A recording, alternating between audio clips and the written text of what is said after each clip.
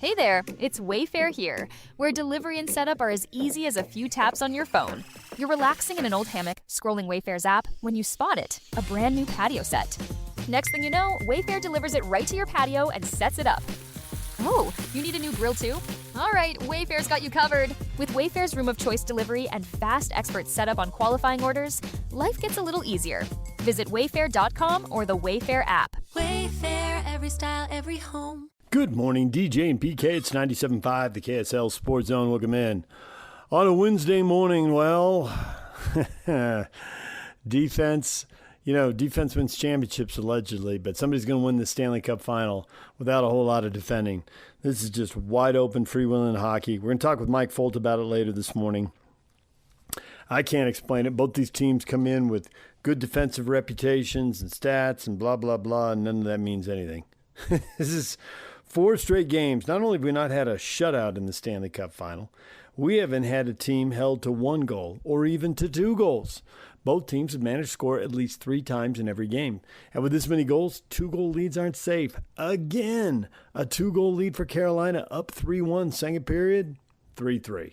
Tied up. Now, Carolina scores twice in the third period. They end up winning 5-3. The empty netter in the final minute puts it away. So they do tie the series up 2-2.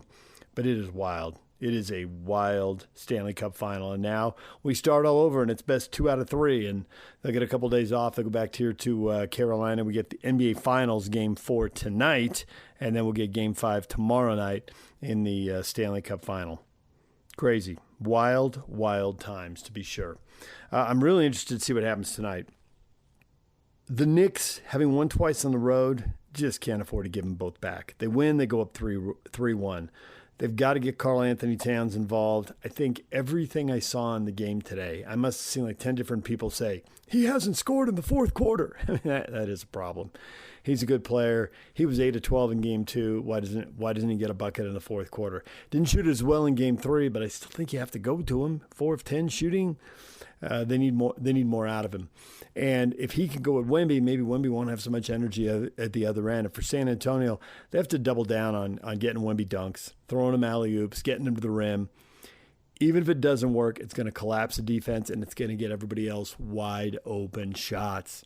So they don't have to play him in the low post like he's Shaq or Tim Duncan or somebody, but they need him cutting to the hoop.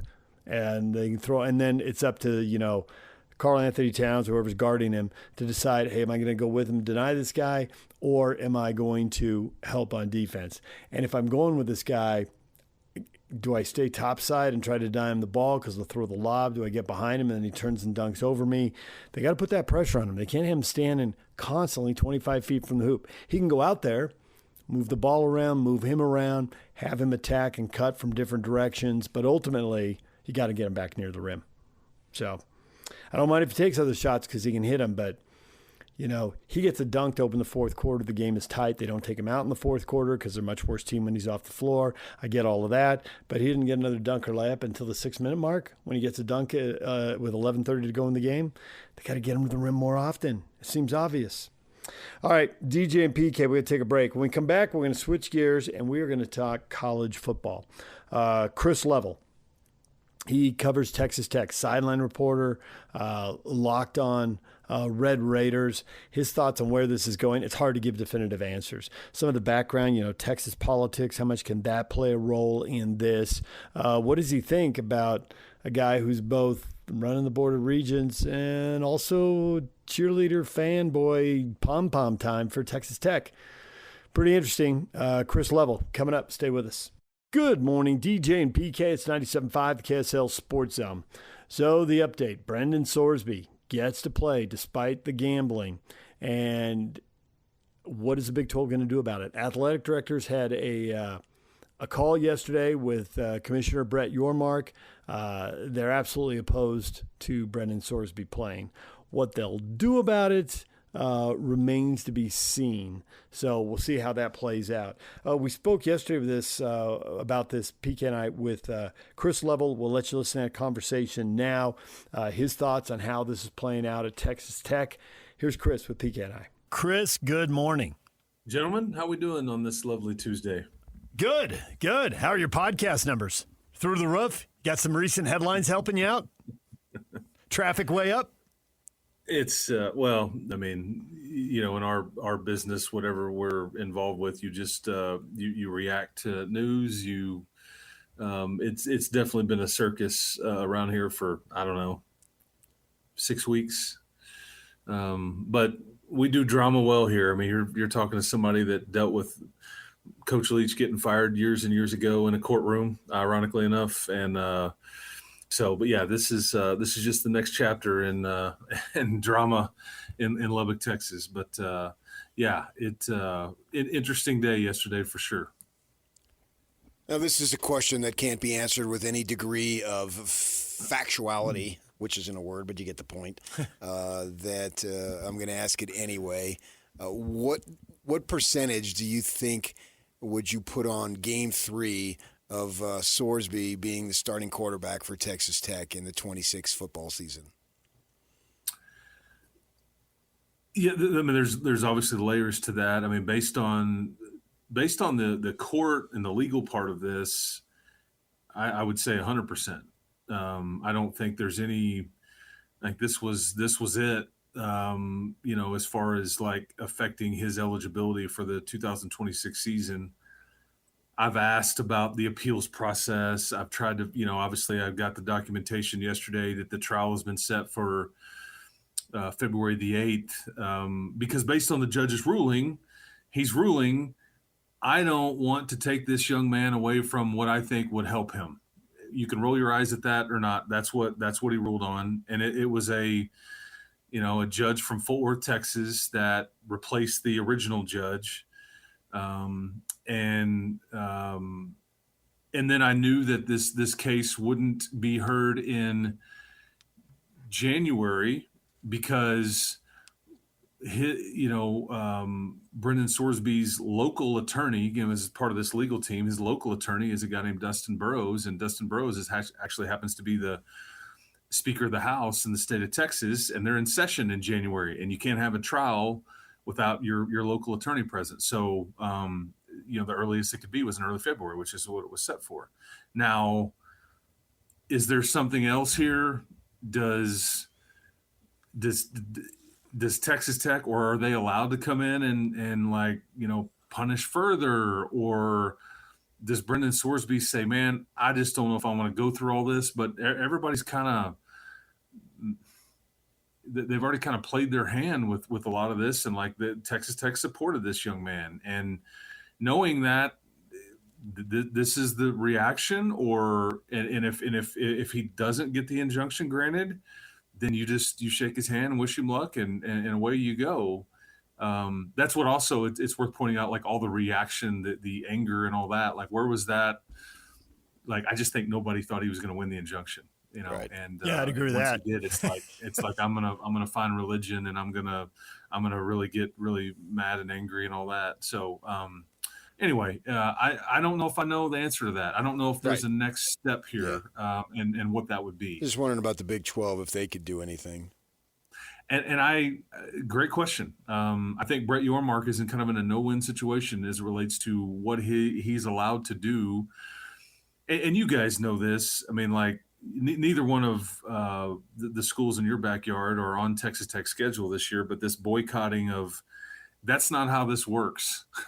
Like the media rights holders are going to say, no, you want this big check that's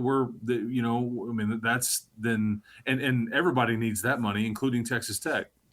So I don't think that's a real thing. Now, the SEC and the Big Ten stuff, that there could be some truth to that we could see play out, and that could have some lasting ramifications. But yeah, I believe there's an athletic director's call in the next day or so. There's a president's call later this week, and I don't know where we go from there, and if there's a happy medium there. I don't know, because short of him being declared ineligible, I just don't know if anybody's going to be satisfied with any sort of further suspension or whatever.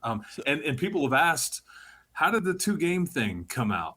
Well, in the hearing, Sorsby's representation pointed to an Indiana volleyball coach that was suspended for 30% of his season that had bet over $325,000. You can Google it. This is and this is the NCAA's precedent. Like they said, we know you did this. You're caught. It was a much larger dollar figure than what was reported for Brendan Sorsby. We're going to suspend you. What was the equivalent of 10 games? So I think Sorsby's legal team, it was a bit of a negotiation. Like, hey, we're going to pitch 2 games. Maybe you're going to say half a season. Let's settle on 4. I don't know. That's kind of what. And so, but they never countered. They were just like, we don't think he should ever play. And so that's kind of where that. And so the judge basically was like, we're going to accept this imposed penalty. And that's kind of where that came from. But I think that's why they proposed because he mentioned this case and this precedent repeatedly in the courtroom a week ago yesterday. So there's the official levels of power, and you talk about, February there could be an appeal, right? Then there's the unofficial way things work, which, to your point, one example would be the right holders like, hey, you got to play those games if you want this check. What about Texas state politics? Cody Campbell is the chair of the Board of Regents for Texas Tech. Who do they answer to as far as governor, Texas state legislature, if anyone? I don't know. Maybe he's just emperor. How does that work, and who might put their thumb on the scale there, if anyone? Well, yeah, I mean, Greg Abbott is the governor, and like you've got Texas Tech people, Texas A&M people that are all heavily involved in. Obviously Senator Cruz is from the state of Texas. He's one of the ones that is trying to get this bill passed that creates some rules and a salary cap and all the things. And he's got ties to all 3 institutions and is trying to be supportive of all the institutions in this state. And which there's 10 to 12 Division I institutions in the state of Texas. So I don't know if state politics will play into this or not. That's a good question for me. But there's no one. I'm sure that most people would tell you that University of Texas, because of where it's located and because of their wielding power, that they would have maybe the most say in the state government. But Coach Sarkisian has been complaining about Texas Tech's schedule and all those things recently. So there's just been a lot going on here, man. I mean, it's like just pick up the whatever bucket of drama you want to play with, and there's plenty to get into there. I appreciate a lot of what Cody Campbell has been able to do with his reform, especially when he talks about saving these other sports, women's sports, and the non-revenue sports, and wanting to go about with TV rights and all that stuff. I know he's got another op-ed in USA Today, and so he has, and we've had him on the show. And he has been a leader. But then I'm reading some of the stuff, like Georgia comes out and says, we're not going to play Texas Tech. And then he tweets out, hey, Gronk, how many Georgia football players have been arrested in the last year?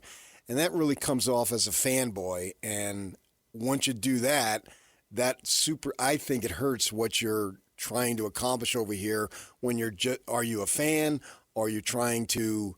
that type of fan stuff would be from somebody who has a handle that is anonymous, right? And he just pops off. How much do you think that his going after some of this stuff, it seems to me it's beneath him, damages his credibility in the big picture of the good that he's trying to accomplish? It's a fair criticism. Yeah. I think he's wearing many different hats here. And yeah, it's hard to, and we all do this to a certain extent. I mean, there's difference between being a broadcaster and then a radio host. Like those are kind of the same job, but they're very different. And like, which hat am I wearing on at this particular time? And I think that's a fair criticism. And I think Cody's coming at it from it's just, I think, as I mentioned earlier, that there's a lot of folks that are saying a lot of things that are deciding to, this is the hill they're dying on, and yet there's lots of things going on their own campuses or have gone on or whatever. But I mean, it's fair to say you can't really do one and then do this too. Like, which one is it? And I certainly understand why you would be saying that. Do you think that I think people are social animals and people don't like to be isolated for very long? This could be pretty isolating for Texas Tech. And the Big 12 may not be able to do everything they want to do. The broadcast partners may say, hey, you got to play these games. But nonetheless, it could be pretty isolating. We'll see how many leagues decide they don't want to play Texas Tech and how long they stick with that. How much of a stomach does Texas Tech have for putting up with that stuff? Some people might have a little stronger constitution than others. I would love to know the answer to that question. Because the irony too is that if the Big Ten and the SEC say we're not playing you in all sports, really it affects football the least. Mm-hmm. Yeah, I see why you say that. Yeah, they only need 3 games, and some schools aren't playing a power league anyway. So, yeah, and you've got the regional opponent, you've got the one group of 5 opponent, then you've got the one game that you're trying to play. I will say that the Texas Tech and USC heavily in discussion about a 2-game series that would start next year, whether that's home or 2 neutral site games, and so that would affect that. I mean, Illinois is supposed to play basketball here in November as part of a home and home. Texas Tech played in Champaign last November, and so there would be some ramifications there. And is this grandstanding? Is this real? Is this somewhere in between? I don't know. I'm like you guys. I'm curious to see if the heat gets turned up enough to where like you'll bend, and like, what does that look like though? Is this what I talked about earlier? Like what's the move? What's the move that goes, okay, we're good? I mean, I think at some level, some of the damage has been done because they chose to support their player. And, everybody's known this, but there was no threat to boycott, 2 or 3 weeks ago. It just happened once the injunction was passed. So I don't know. And if you're Texas Tech, it's a fair question to ask aloud. This is a 1-year player. Is this all worth it? But again, I say you kind of already made that decision, so the no scheduling thing, like Nebraska came out, which is also, there's some irony there because Matt Rule and Joey McGuire are very good friends. They talk all the time. Joey's kid worked for Matt at Carolina and at Nebraska. I mean, they go way, way back. But you played Nebraska in softball this past season, which was notable because they were both good, but you haven't played Nebraska in anything in a decade, really. So I just, that I thought that was just interesting for them to kind of, sit back and take the shot. But whatever, everybody's going to do what's best for them. And if that's what they felt they needed to do, then so be it. But that doesn't affect now a Big Ten wide or an SEC wide. Sure. I mean, that's, I know that your track coach is up in Eugene, Oregon at the national championships right now. And they've got an unbelievable indoor facility here for the indoor season, and tons of the SEC and the Big Ten schools come here for these track meets because the surface is so good. So it would affect some of these sports for sure. But so I don't know if I know what the stomach is like there, or what the move is to say, okay, guys, I just don't know. I don't know what that looks like. I'm not smart enough to grasp that just yet. Going more big picture, what does this do to the NCAA? You got a kid who's admitted gambling, and we all know all that stuff. You can go look it up. And they've suspended people, coaches, players, what have you, in the past. And now basically they're being undercut. And what does it mean for the NCAA in terms of their power, and where do we go, rather than if Georgia wants to play Texas Tech in badminton, who really cares? It's a bigger issue, I think, and I'm wondering, what Texas Tech is thinking about that, because essentially the NCAA, which has been losing power, and this is such an important issue with the gambling when it's been recognized as you can't do it, it virtually renders them powerless. And I think we already knew that the NCAA was. I mean, they just continue to take losses in the courtroom, and that Cody said something yesterday. About this is the system that everybody's playing by, and I think what he's pointing to is that Vanderbilt won an injunction on a 7th year of eligibility. Alabama basketball won an injunction by playing an NBA player. Ole Miss won an injunction in the courtroom for Trinidad Chambliss, and on and on. And so I think where he was coming at it from is like, if we feel like the rules are being misapplied, then you just go to court. But this was Brendan Sorsby's case, but is this the straw that finally breaks the NCAA's back? I mean, they just and I after being privy to that hearing last week, it was pretty clear to me, and I still didn't know if this kid was going to win the injunction, but it was pretty clear which legal team was well prepared and which one wasn't, or what wasn't taking it as seriously on some of the things that were argued and the precedents that was set. I mean, basically NCAA just kind of, I don't want to say they mailed it in, but one side felt like, much different than the other, regardless of where you felt on the rules or the case or what the arguments were or whatever. And this is just another long line of losses that the NCAA has taken. So, and that's why I think, you're hearing the words collective bargaining and do we need Congress's help and all these things, because I know it would surprise people, but Cody Campbell, he wants a salary cap. That's what he feels like is the best thing for college athletics. Right. And whether we get that or not, or is it enforceable, I mean, it remains to be seen.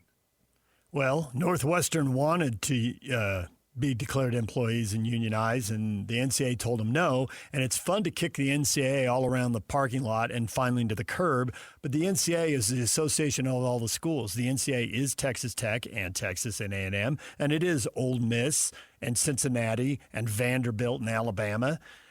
This is the situation that they've built, each school's built and created. They all want rules until they apply to them. And we saw this with this new College Sports Commission that was going to enforce a new set of rules for NIL. And then we got a bunch of schools who won't sign it. People think everybody else should be governed, and they don't think they should. And when they don't sign it, I mean, that just speaks loud and clear. You rules for thee, not for thy, or whatever that cliche is. Well, yeah, right, that. I mean, so we can yell at the NCAA all we want, but this is a collection of presidents and athletic directors who are getting exactly what they want. They want the Wild West. They can say they don't, but that's what they're not signing up for when they don't sign. And I think it's important to note that every school in the Big 12 did sign that CSC, or that they signed it, so they were in unison there. But they signed it because they have less money. The schools that have more money didn't sign it. If you follow the money. Yeah, well, no, I think it was all 16 teams signed it. I'm saying of the Power 4 schools. Oh, gotcha. Yeah, I gotcha. Yeah. So, yeah, again, I don't know where we all go from here or anything like that. I don't know if this was there's, I mean, I remember, I'll take you guys back to like, say, December. Scott Drew signed this player, James Najee, that played, in the NBA, and he was, traded away and all these things, and everybody lost their mind. I remember Tom Izzo coming out and going, what are we doing? Like, this isn't the same sport that I recognize. I mean, Tom Izzo, I think we would all agree, is kind of a face of college basketball. And that was just the latest thing. And now everybody's like moved on from that and forgotten that even happened, because the kid wasn't really as good as I think everybody thought he might be.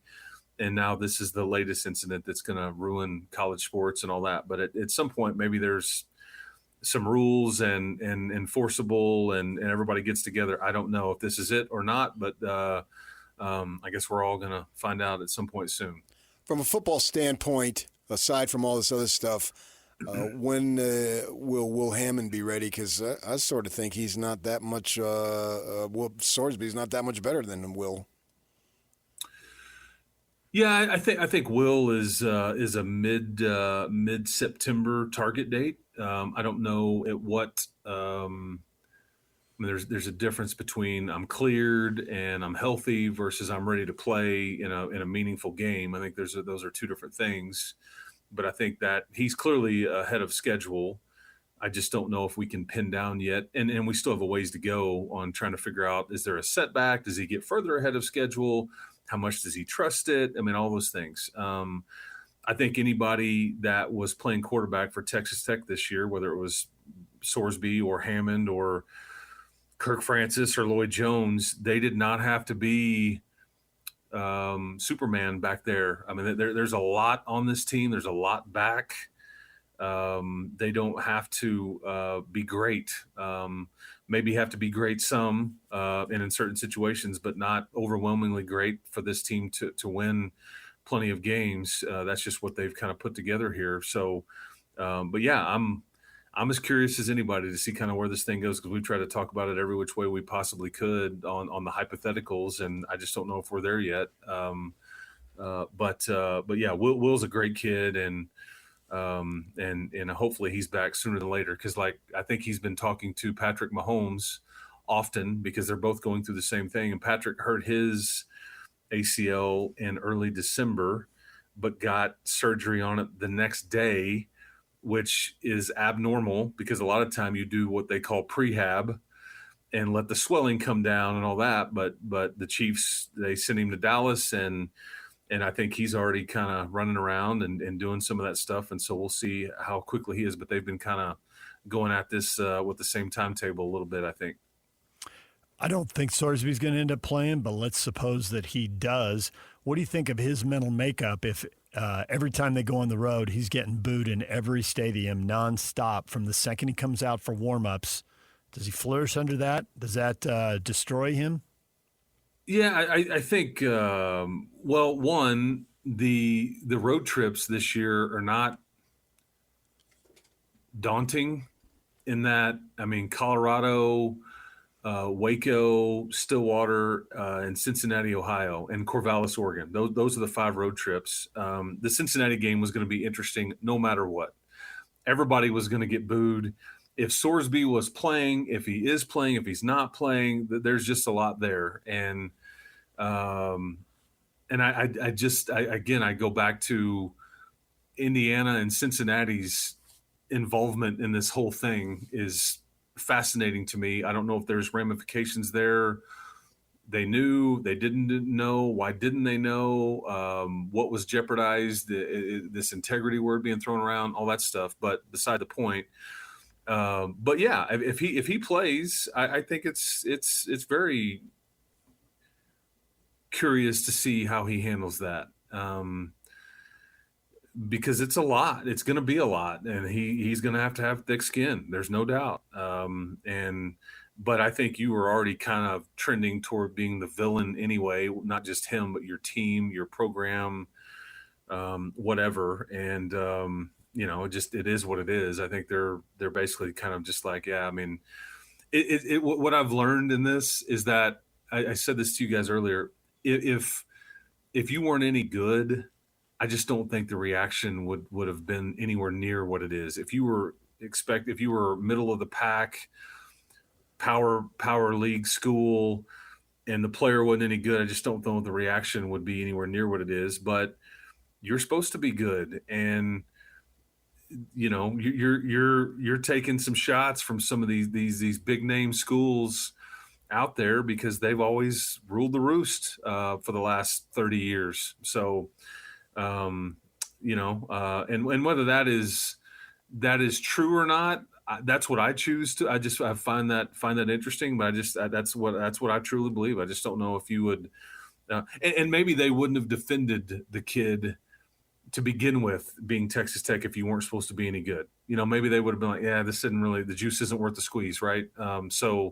But if he plays, yeah, it's certainly going to be worth monitoring, and I'm curious to see how whoever they is, the PR firm, his people, the Texas Tech, whoever, how they decide to handle this publicly. I mean, he sent out a short statement, but at some point he's going to have to get in front of a camera and a microphone, and what's that going to look like? What's that going to sound like? How how transparent is he? You can't go hide him in the corner. I just don't think that's what would work. So it'll be interesting to see how that part plays out too. Well, Chris, we'll let you go. We appreciate the time. Thanks for joining us and trying to figure out what's next. Hey, thanks, boys. I appreciate you guys having me on. Y'all take care of Jake, man. He's good people. All right, there is Chris Level, Texas Tech sideline reporter and host of Locked On Red Raiders. When we come back, we'll hear from R.J. Young, Fox Sports National college football writer. Stay with us. DJ PK, it's 97.5 the KSL Sports Zone. We're joined now by R.J. Young, national college football writer and analyst for Fox Sports. R.J., good morning. Good morning. R.J., you have this job because you don't like sports and games and athletes and coaches. You thrive on courtrooms, drama, and controversy. Am I right? It certainly feels that way, especially given this summer, man. I mean, when you put all of this stuff together, I actually was writing a column about this for Fox Sports you can go check out, just in as far as what we have been through with administrations, with tampering, with hearings about this and that. My job has mostly become one where I can tell you exactly who runs college football. Would you like to know? Sure, the local judge. There you go. There it is. I'm looking at your Twitter. That's it, man. I mean, look, I never thought it would get to there because we all think about, like, what would we do as commissioner, right? But in this way, they get to be commissioner for a day, and their commissioning lasts for however long it's going to last. And Brendan Sorsby, man, that's the latest and worst of the commissioner ruling so far. And that's the other thing. Is it going to get worse? I don't know. Maybe. Well, we talk about how the cornerback is out on an island trying to guard some big-time receiver, and that could be a difficult job. And it seems like Texas Tech is that cornerback where they are out on an island and everybody and their dog is coming down on them on this issue in their support of Sorsby. And it looks like, well, gambling be damned, we're playing to win, and if you don't like it, tough. And so with that in mind, with your action being so dominant, negative towards Texas Tech, what do you think the chances are they just throw up their hands and say, hey, we've rethought this, and it's not in the best interest of our young man, of our football program, of the game of college football, and so he does not play? Wouldn't that be the cool thing to do? Wouldn't that be the classy thing to do? Nothing that Texas Tech has done so far has been cool or classy. It has been a roughneck with a little bit of money. Now showing up to the tables, now showing up to the restaurant saying, okay, I demand good service now. I have enough money to buy out this entire restaurant. You will treat me like you treat everyone else. But hey, the money gets you in the door. You still got to have some courtesy and politeness about this. And Texas Tech is flaunting its nose at all of this. I mean, this being your analogy. I'm gonna fix it a little bit. Well, I'm going to play with it a little bit, right? You say cornerback on an island. It's not so necessarily being a cornerback on an island. It is a cornerback on an island who is committing pass interference, grabbing, pushing the face mask, pulling, throwing the wide receiver down. And there's a different side judge every single time. And that side judge is like, I don't think that's pass interference. And the rest of us are like, wait, can we see pass interference in the dictionary? And this is one of those.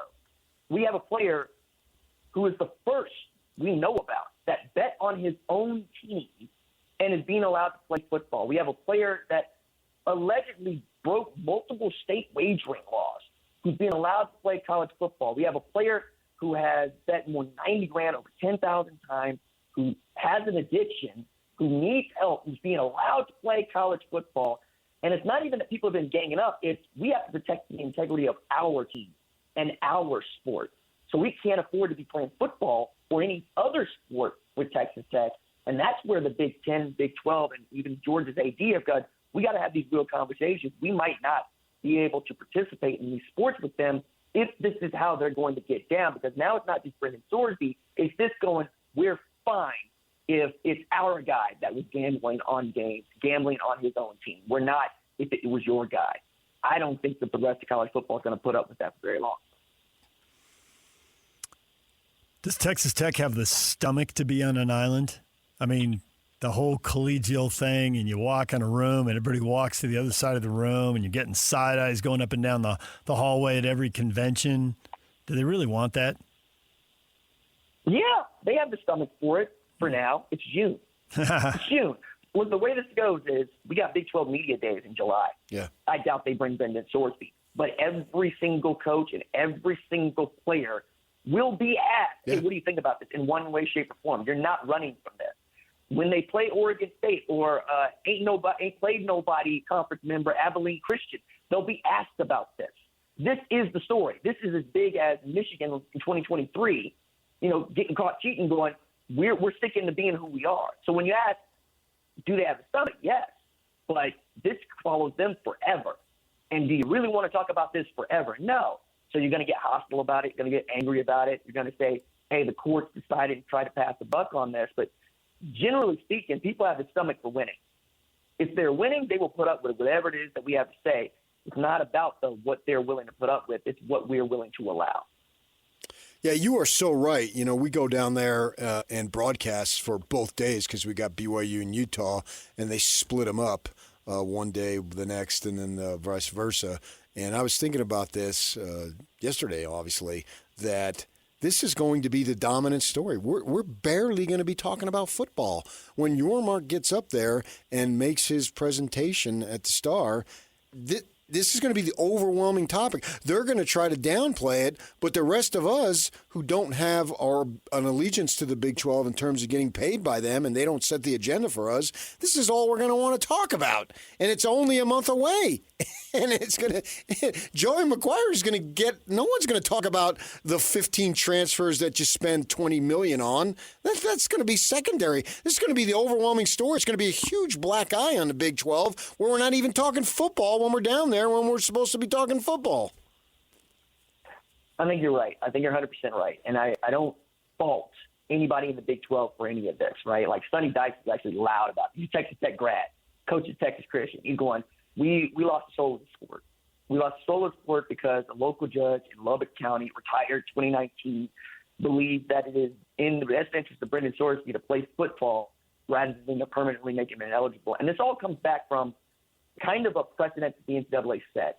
And the NCAA's enforcement arm kind of sucks, right? It doesn't really get to do much. But in 2025, Indiana volleyball assistant coach Brett Agnew was found to have placed more than 700 bets, including 27 on football and men's basketball, totaling $327,000 over 5 months.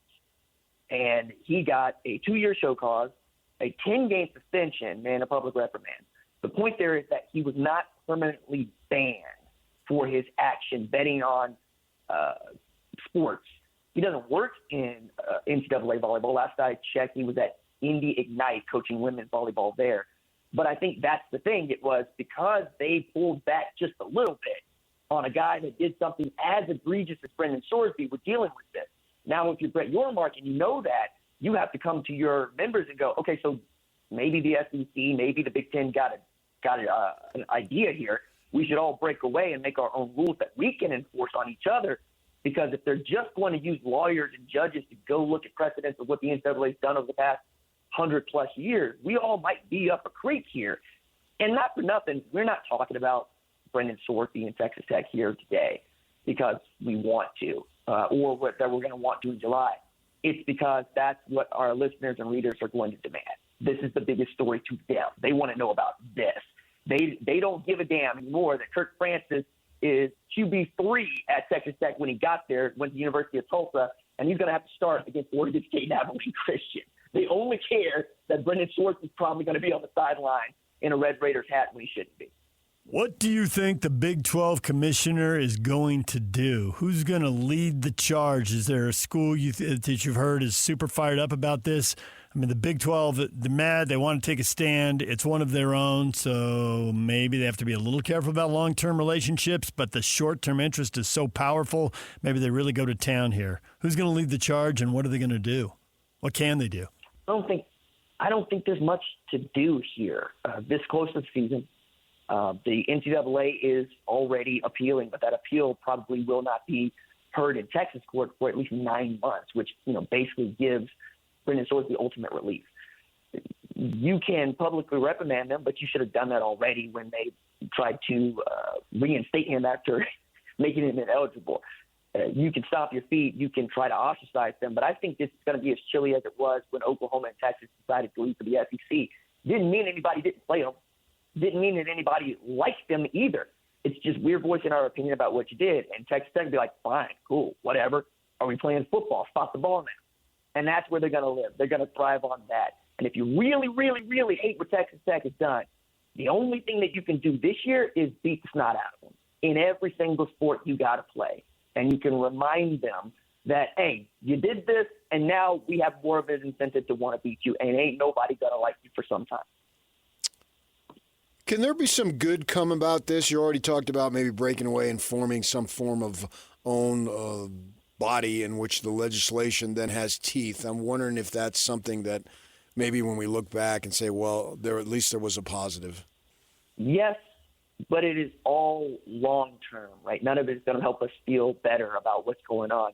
It is the education of athletes in gambling, the education of fans in gambling. It is really making those lines even brighter as it denotes those things. But I don't think that there's going to be a big overarching change in who governs the sport. Like the NCAA governs the sport because nobody else wants to. It's a thankless job. Nobody likes doing it. And teams generally like the rules unless they're applied to them, right? And then they want to go sue people. I think in as far as what it is that this sport is becoming and how it is being professionalized, maybe we get quicker to a CBA and a union that won't have any teeth with a transient population every 5 years. But you get closer to making the model look more like the NFL. And if the model looked more like the NFL and you had a real-life commissioner, something like this happens, say, Deflategate, we know that an arbiter would go, well, in your system, Roger Goodell has the say over what happens to Tom Brady. And that's what happened, and that's what we're missing. Perhaps we get there, but I have yet to meet someone that we can all agree on that should have the job that wants the job. Like we all go, Nick Saban should be commissioner. He don't want this job with all his heart. He just wants to be on television and tell us all what's broken about it, but he don't want to be the dude doing the fixing and punishing. I do the job, but ain't enough people going to agree on that down the line. I think as we get closer and closer to things like this really getting on our skin, and we get these administrators in a room that say, okay, enough. We got to agree on who could actually be the guy to be over the top of our sport, be our Adam Silver, be our Roger Goodell. Maybe this is the thing that does it. I don't think it is, but it certainly will get us closer to it because nobody's having any fun, guys. When you talk about a union and a collective bargaining agreement, what is the players' motivation for doing it? I mean, the baseball players don't – they can get locked out. So they don't want a salary cap. I don't know why college athletes – they get to move every year, and there's a bidding war for them. Why would they agree to a CBA? What's in it for them? They wouldn't. They wouldn't. Like, that's just it. They would not. There's very, very little that is in it for the student athlete, which I think is a very good point that not enough people raise. I'm glad you raised it, though, because it's what I think about all the time. Look, the reason that the sport needs one is so that the rules are easily applied. The reason a college athlete looked at this and it's like this Brendan Sorsby outcome, it's the best possible outcome for a player. Because, oh, okay, cool. The rules that I can actually bend or break just got a little bit broader. So how would you get something like this to form? The worst part about this is about 5 years ago, a group of players from Northwestern came up with an idea to make a union, try to get it past the National Labor Board. It was like, we actually think it's in the best interest of us long term. And we think that the NCAA and college football benefits from this. And they said no, because the short-term pain of having a union where you would have to pay them, revenue share and all these things, just didn't seem like anything that the rest of us wanted to go through. Now that House First NCAA is online, everybody's like, oh, wait, that union thing, can we do it? And the players are like, no, you said screw us. And frankly, this is working for us. Why would we change? It's a very good question, and I don't think that they would willingly. Cody Campbell, the mega booster for Texas Tech, who's the Board of Regents chairman and all that stuff, and he's writing op-eds for USA Today, trying to get reform in college sports. He comes off as a statesman, but then on the other hand, he's going on social media arguing with fans. In my mind, this whole thing damages his credibility, and he's just a fanboy who wants to win, and he happens to be rich. On the other hand, he wants to reform the entire landscape of college sports, which sounds like it's a good deal. But I think this is making him look bad. What do you think? I think Cody Campbell is doing what's in the best interest of Texas Tech. I think he has never hidden that. I think from the moment he sold his oil company for $4 billion and basically said to everybody, Texas Tech sports is about to get a lot better, he's kept his word. Opening the Sports Broadcasting Act so that we don't have competing big-time college football games is a great idea on its face. You can understand why the networks are like, no, because you go back to 1984 and the NCAA lawsuit with Oklahoma and Georgia going, we would like to sue the NCAA for the right to play on national television anytime a network wants to have us. You get the formation television conferences like the Big 12, extension of other conferences like SEC, Big 10, so forth. And as far as what Cody Campbell is doing, I got a hard time really laying this at his feet because I'm here to tell you, man, I live in Tulsa, Oklahoma. I was raised a Sooner, right? I get hell because I don't talk or say enough good stuff about Oklahoma, right? It's like, where are you from? Most fans, given the kind of money and the kind of stroke that Cody Campbell hasn't found for himself, are going to do exactly what he's doing. There are things that they genuinely would like to see fixed, and there are things that they genuinely would like to see with OU that would go win. So they're going to work in both of those interests as they see fit because it's their money, it's their time. Now, I think that dude's taking up a lot of our time and a lot of our conversation for that reason. So I submit to you that, in the state of Oklahoma, we got about 4 million plus people, and they're all head coaches. But one of them getting paid to coach at OU, right? Make one of those folks a mega booster like Cody Campbell, you're probably going to get similar results. And as far as what he is saying, I'm not as interested, right? I'm more interested in how far down the line this goes and how long he continues to stick with the program being their Boone Pickens. And I don't know if you guys are familiar with this idea, but boosters get old. Boosters go away. What will be left after he gets there? Because Texas Tech will still be on the mid-con, and we'll still be getting oil and gas out of the ground there. I don't see a long term on this one. They're good now. They will be for a little bit longer. But the impact he's going to have on the sport is the one that any boosters had on the sport for the last 100 years. If Sorsby ends up playing, neither PK or I expect that. And maybe that's just a blind spot from me watching college football for so long, and that's usually how these things play out with gambling. You go away, you get suspended. So I don't think he's going to play. But if he does play, there'll be, on one hand, a lot of people want to boo him the second he comes out for warm-ups. There'll be another group saying that is just bad for his mental health. It shouldn't be like that. You don't have to like it. What do you think it's going to be like in road stadiums when he plays, and what's he going to have to handle? And what do you think his ability to handle that would be like? I don't know about his ability to handle it because, frankly, he's never been in this situation before, but he is going to get the best haterade that could possibly be stirred and distributed at every single away stadium he visits. That's without question.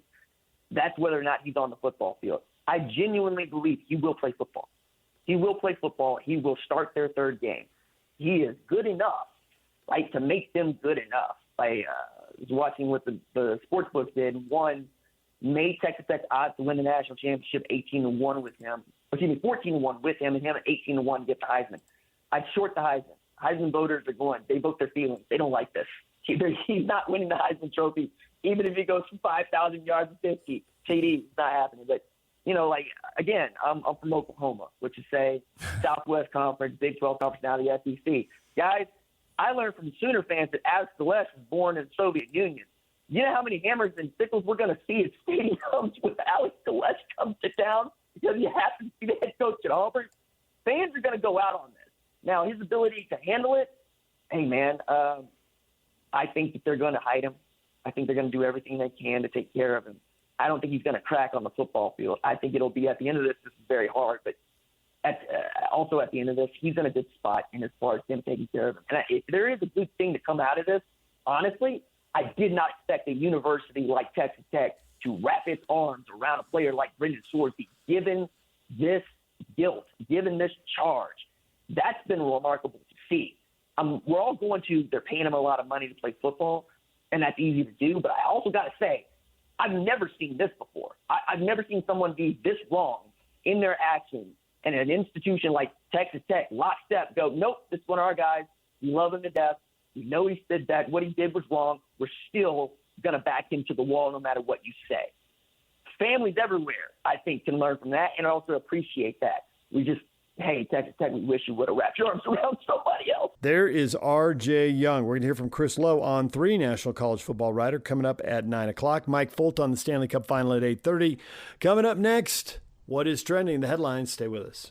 We have the tech to get food delivered in 15 minutes, but we all have horror stories about buying tickets. The Game Time app gives fans the advantage. Get amazing tickets in just a few taps. Fees are included, so what you see is what you pay. And the Game Time guarantee means authentic tickets at the best price every time. Take the guesswork out of buying tickets to concerts, sports, comedy, and more with Game Time.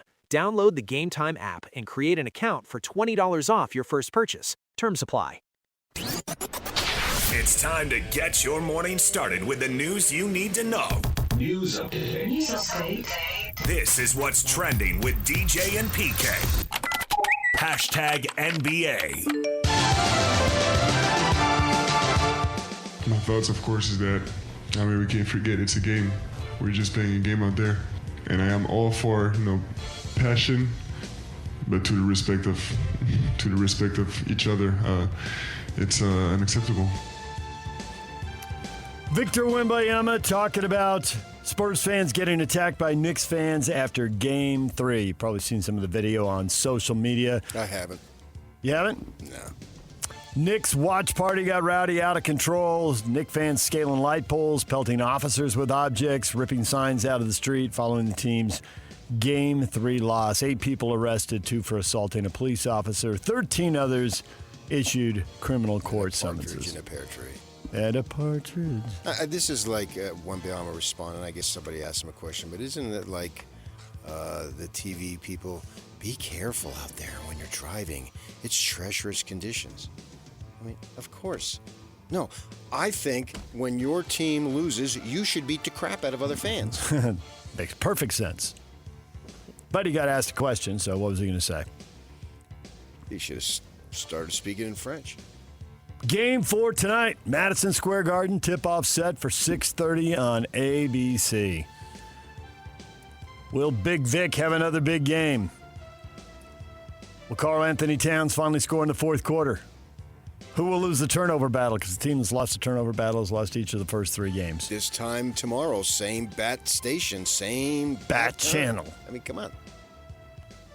You're asking a bunch of questions over there. You're the sports specialist. Give us the answers. Bum, bum, bum. I don't need you to ask questions. Karl Anthony Towns will score in the fourth quarter, but will it matter? There's a question for you. He can't keep not scoring in the fourth quarter. Eventually he's got to get a putback or something. It's weird that he's been shut out in three games so far in the fourth quarter. Wembanyama avoided another flagrant foul. The shove to the head and neck area of Jalen Brunson in Game 3. They're going to let that go, huh? You told me that was a flagrant. I thought it was. He's got to stop hitting people in the neck and face and head. Apparently not. Apparently not. But I think he should. But what good does that do? They reviewed it. They reviewed watched it in slow motion. Yeah. Of course, if they do that, then do they have to call something for the wrestling match that was going on the left side of the screen at the same time? That goes back to your point about this thing's hard to referee. People are fouling each other all over the place. DJ and PK. Hashtag NFL. When you talk to all the people involved, nobody is coming out right now and saying Aaron Donald is coming back. But everybody is acknowledging that it is a possibility. And the fact that it is even a possibility in June tells me that I think there's every possibility it will become more real in July. And I think if and when they present a plan to him as to how he would be used, I think it's more likely than not that he'll be back. ESPN's Adam Schefter on the chances of Aaron Donald unretiring to join the Rams and push for one more Super Bowl. Man, it could be more, and then I get to the point. He thinks he's going to come back. Yes. All right? Where there's smoke, there is fire, and there's been a lot of smoke around Aaron Donald unretiring. A lot of times in these situations, we see athletes when they have a choice of when they come back for whatever reason, in this case, I'm retiring, but maybe coming back for injury. They hate the dog days of camp. They hate the early days, and they want to avoid them. If you've been sitting out and you haven't been playing for a while, it seems like you might need that a little more. So I don't know how much of that he wants to duck.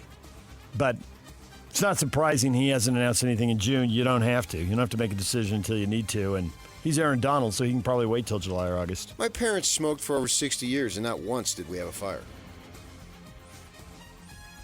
Where there's smoke, there is fire, unless your parents are lighting up a cigarette.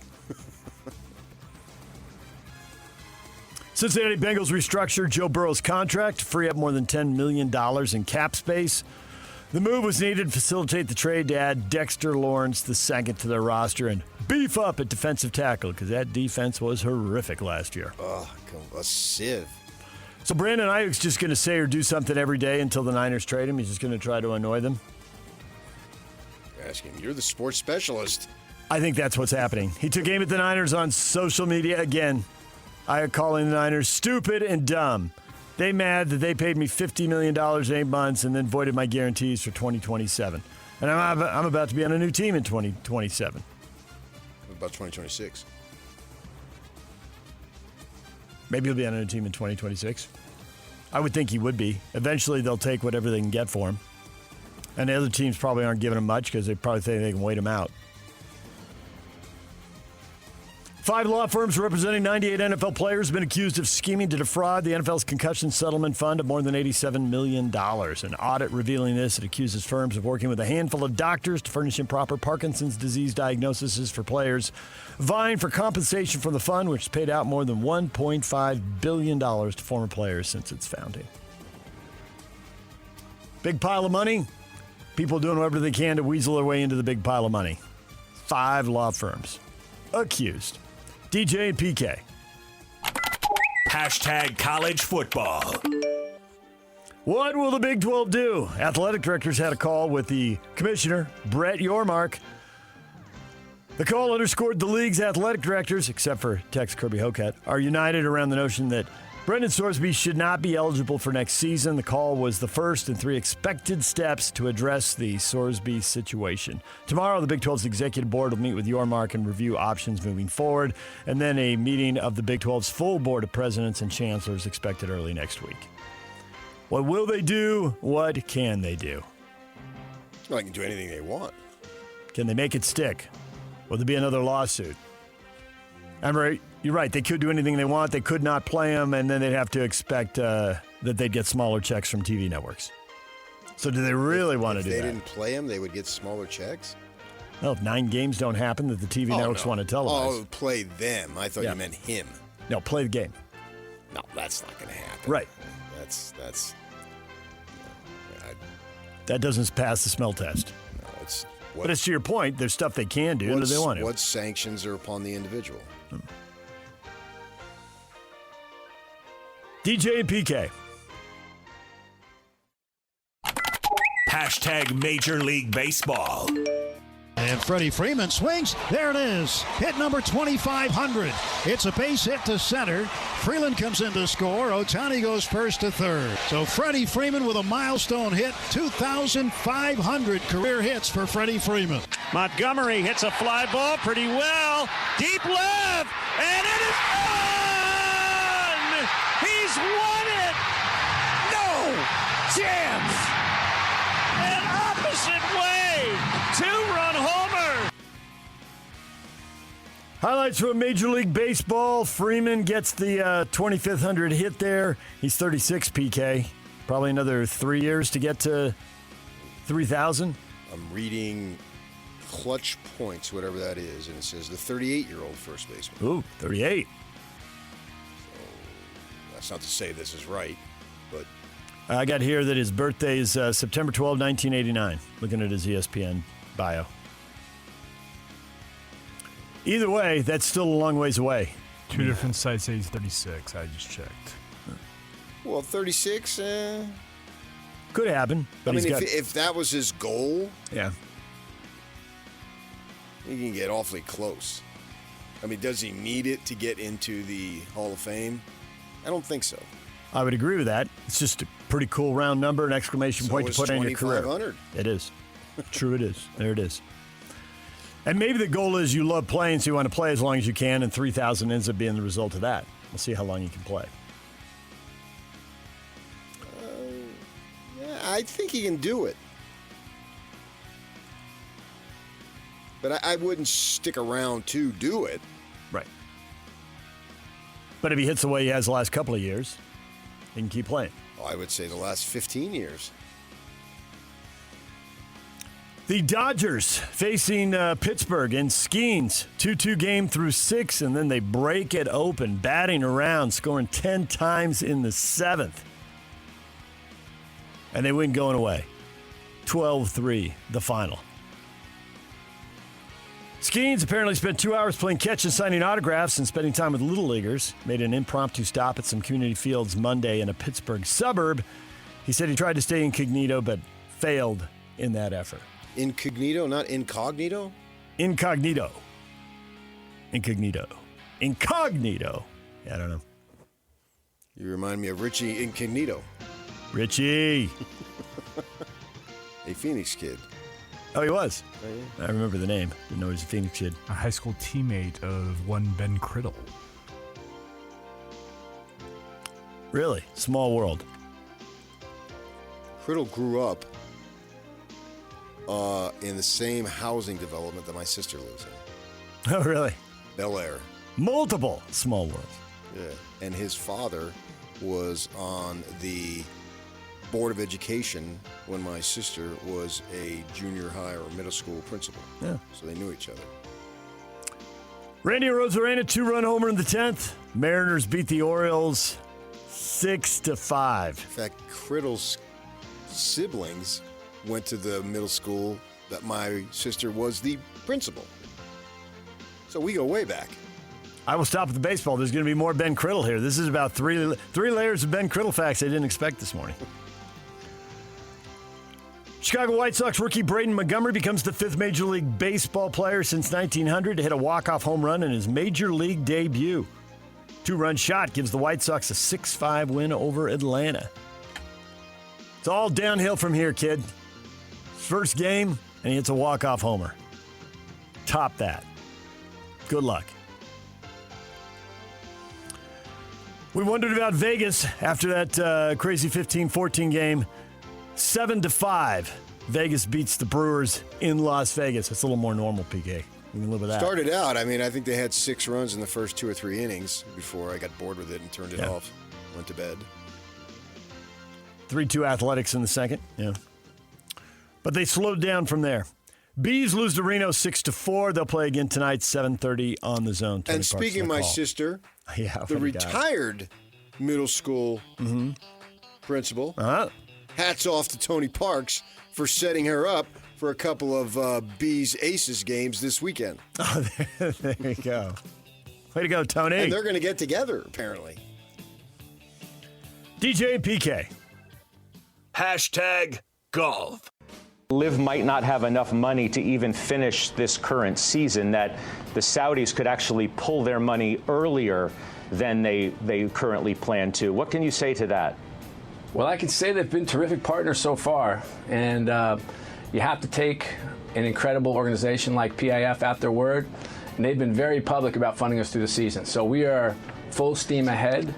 The players are locked in, the management team is locked in, and with advisors like Alex Partners and Gibson Dunn and our new board members, Gene Davis and John Zinman, Ducera's our lead bank, we're pretty excited about where we are.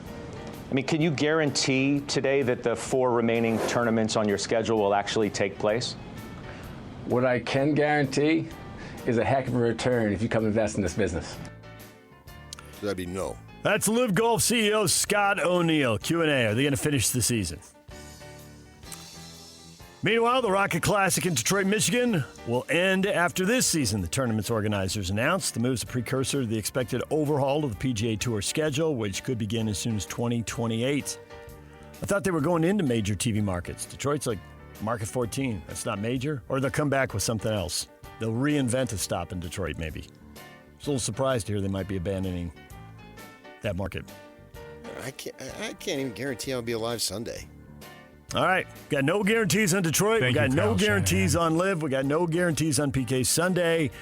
That's a tip of the cap to the 49ers right there. Yeah. DJ and PK. Hashtag NHL. Here's a chance against your traffic. Shoot, and they score! The captain again! It's 4 games and 4 goals for Jordan Staal. Oh, what a series is he writing? And it's 3-1 Carolina, and that is a power play goal. Jarvis all alone now, back out in front for Staal. A backhand, he scores! He scores again! Oh my goodness! The captain is unreal, is second of the game, and the Hurricanes have got a 4-3 lead with 13:28. Oh, captain, my captain. Carolina evens up the Stanley Cup final. They beat Vegas 5-3. Another game, another blown 2-goal lead. Carolina was up 3-1. Vegas tied it up. But Jordan Staal stumbling, tipping over, swinging that stick like a bat, somehow knocked the puck in. Turned out to be the game-winning goal. 5-3 the final series. 2-2. They go back to Carolina now for Game 5. Mike Folta will join us at 8:30 to explain to us why these two teams with defensive reps can't get stops, PK. Everybody scores 3 goals every game. Nobody's been shut out or even held to 1 or 2 goals. Seemed like a humdrum game compared to what we've had. Well, it didn't have the chaos of overtime, so I get that. It missed that. But basic NHL game. It was still, it's still at 3-1 in the second. You're like, all right, Carolina's in control. Maybe this will be a little boring, and Vegas ties it up. And that's what hockey has no momentum. There's no such thing. No such thing. You're always one. It's a game of moments. It's the same thing Pablo comes on and tells us about soccer. It's a game of moments, and you get a moment, and all the momentum switches. You know, Vegas had that opportunity off the face-off right at the end, and it didn't go. But that's hockey. Yeah. And Vegas had the goal waved off by tenths of a second at the end of the first period. It's a fine game, yeah, but we've had some outrageous games. Yeah.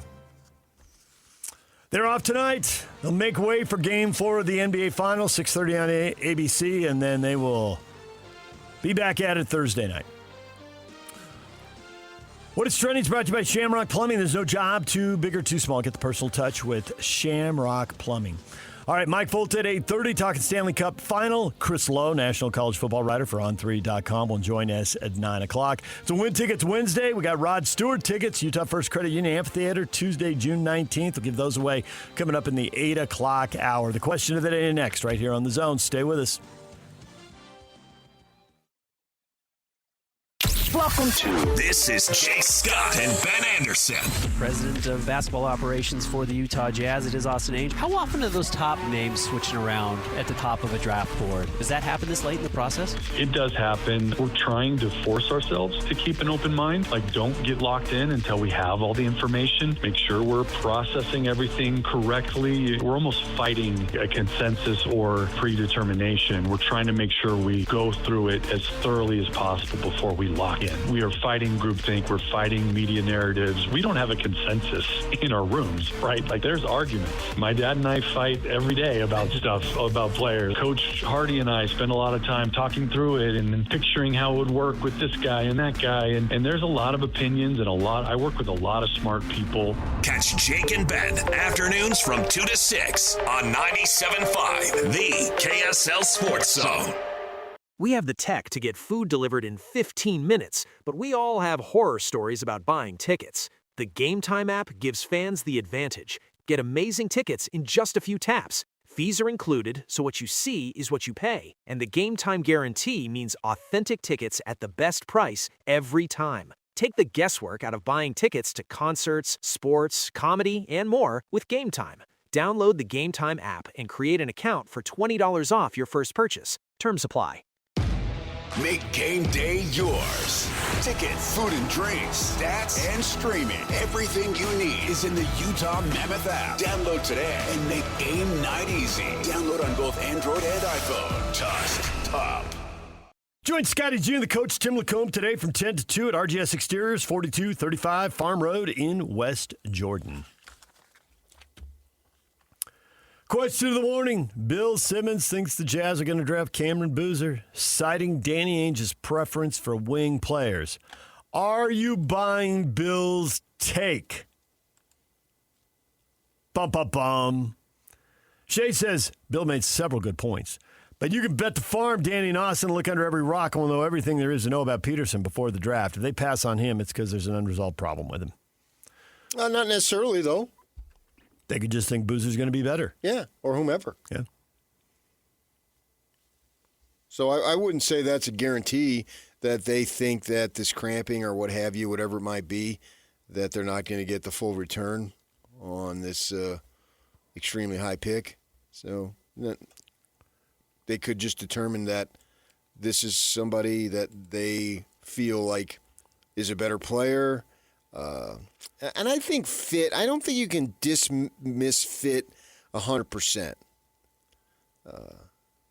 And maybe they think our team, Boozer, is, say they're close or even, whatever it might be, and you may think, well, we don't want to stifle the wonderful backcourt's development of George and Bailey, and Boozer is going to be just as good, so go in that direction. I mean, if there's a discrepancy, then you go with the better player. If it's a wide discrepancy, then certainly you go with the better player. But if you think they're even, why not go with fit? If you don't think that there's any difference in the production value that you're going to get in return, I think that's plausible. I would always advise, though, to go with the better player if they all believe and the Brain Trust believes that. We'll just use Peterson as the example that he's the better player. Then absolutely you take him. Michael says, I don't think Boozer is a wing player. He's got wing skills, but see, that's the thing about it. There is no there. You have to be a perimeter player in today's game. The traditional power forward back to the basket. Not happening. No, I mean, you use that. I'm going to go to the low post and you go to the high post and we'll just camp out. Yeah. Not happening. Right. So he may not be the prototype wing guy, but in today's game, you have to have face-up and extended shooting skills. And I think he does. Brad says, Bill's projecting again. Boozer isn't a wing. He's a power forward who can shoot from three. Okay. Which is the same thing. We're now arguing snakes versus legless lizards. Please, give me the fine distinction and go. I have an uncle who loves that line. It's right. totally stolen. You're right on there. But I think then the thing is, and we all do this, all we're talking about is his offense. If you're going to switch everything defensively, how many players can he defend? And you go around who he'd be switching on to in the Western Conference, and like, okay, how good is he in this situation? Now, you can argue everybody struggles to a degree. They got to figure that out. But how many players can he defend? See, I look at team defense, though. He could be the greatest defender in the world, but big deal. You have to, Majerus taught me that over and over. Defense is a 5-player assignment. And you can't have weaknesses. I understand that. But what's the difference if he's the greatest defender ever and you got 2 or 3 guys out there that can't defend? Who cares? Right. And the point is that it's not like Jordan had bad games, but he also couldn't just automatically go off because Jeff Hornacek was out there. And Jeff would be the first one to tell you, well, he's taller than me and he's a better athlete than me. But you use the defensive principles, it's good team defense, and Jordan's 15 for 45 in a game. Now, Russell's taking him some, Hornacek's taking him some. People are switching. Nobody's got him all the time. But if someone is just truly a bad defender, then the best players are going for 40 and they're hitting 50% of their shots. They're just going to light those guys up. So you don't have to be this perfect athlete, perfect defender to get pretty good results if, like you say, you're in a system, you understand the principles, and you're a good team defender. And you have a big presence at the rim. Always helps. And that's why they put up with Ostertag stuff, because he gave him the presence at the rim. He'd check out mentally for a week or two at a time, but he was always 7'2", standing back there.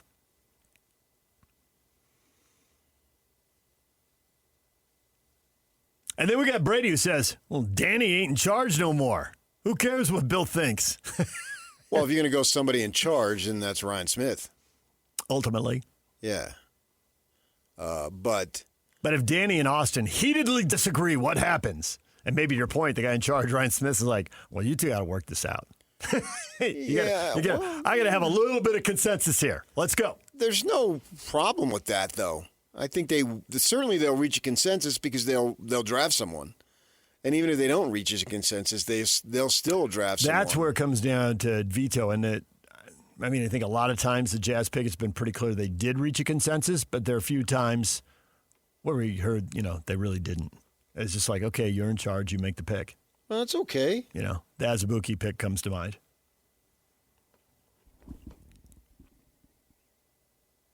Bo says, I feel like it's going to be A.J. DeBonsa or Peterson, but I know far less than Danny Austin and Justin. I think Bill's. So do I. I think Bill's general point is right. Love the wings. Look at the history. Look at who he's picked and valued, and look who's won for him. And I think he can go back to his playing career. He just realizes these 6'8", 6'9" guys who can handle a ball and move are a real problem. Ainge wasn't that guy. He's just not that tall, and the game's harder for the guys who are 6'2", 6'4". No, he's and he's tall enough. He is, but the game is harder. Does he generally value the 6'8" to 6'10" guy over the 6'2" to 6'5" guy? Only if they're better, but that's a big duh. Right, but he played, and he was a smaller guy, and he played with Bird, who was a 6'9" guy. I think he's 6'5", 6'6". He's plenty for thought he was like 6'4", but stand next to him. 6'6" with the afro. No. If you're good, but you're the individual. good. But that goes back to your point. Yes, the individual. It comes down to this player, his skill set. I think Simmons has at least a casual, if not a good relationship with the man because of the Boston connection for many, many years. Yep. So he comes out and says this, and I listened to the whole thing, and he's not trying to. He's beyond. I got to have a click. Right. I got to have a take, so I get a click. It was a discussion of a level-headed discussion. I don't even know who he was discussing with, but I listened to the whole thing. It was like about 8, 9, 10 minutes. I listened at the gym and passed the time on the treadmill, and I took it, okay, this is worth discussing because I think the guy has an idea of what he's talking about based on the proximity of those two living there. I'd have to think that there's some form of relationship. Obviously, he's a Celtics guy. He's made no bones about that, and that's fine. And away they went. And it was very, not calculated, but it was matter of fact as they were discussing it. He is saying, this is what I think. Not saying, oh, man, this is what he's going to do, blah, blah, blah, blah, blah, blah. This is how I feel relative to what I know about the man and what he's done and the level of success that he's had and the moves that he's made, yada, yada. So all that stuff made sense to me, and I thought, okay. And plus it's Jazz, and you can't go wrong discussing Jazz in the draft at this time of year on our show. All of that is true. And 47 comments, almost 50, that's a big number. And you put some other topics up, and they're all in single digits. This is the topic. And you're right. It goes back to we're getting closer here. We're 3 games down on the verge of Game 4 in the NBA Finals. We know the draft's right around the corner. Yeah, we're under 2 weeks out now. Yeah. It's 13 days. Bum, bum, bum. The 23rd.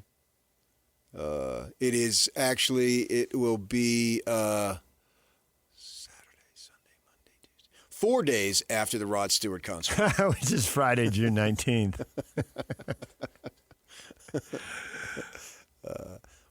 So, yeah, you can't go wrong discussing it, and I think that what he's saying is something that needs to be taken into consideration. Even if he didn't say it, it still needs to be taken into consideration. It's a possibility. It is.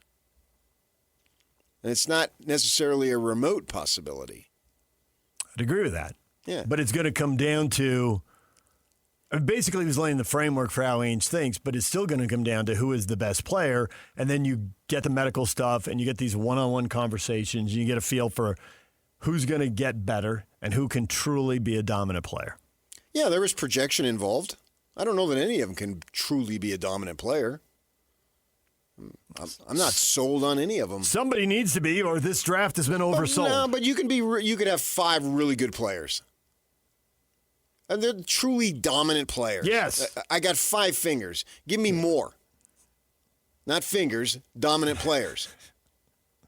I'm fine with all 5 digits. They all do a job. And it's just like defense. They all work together. Very You really were born to do this.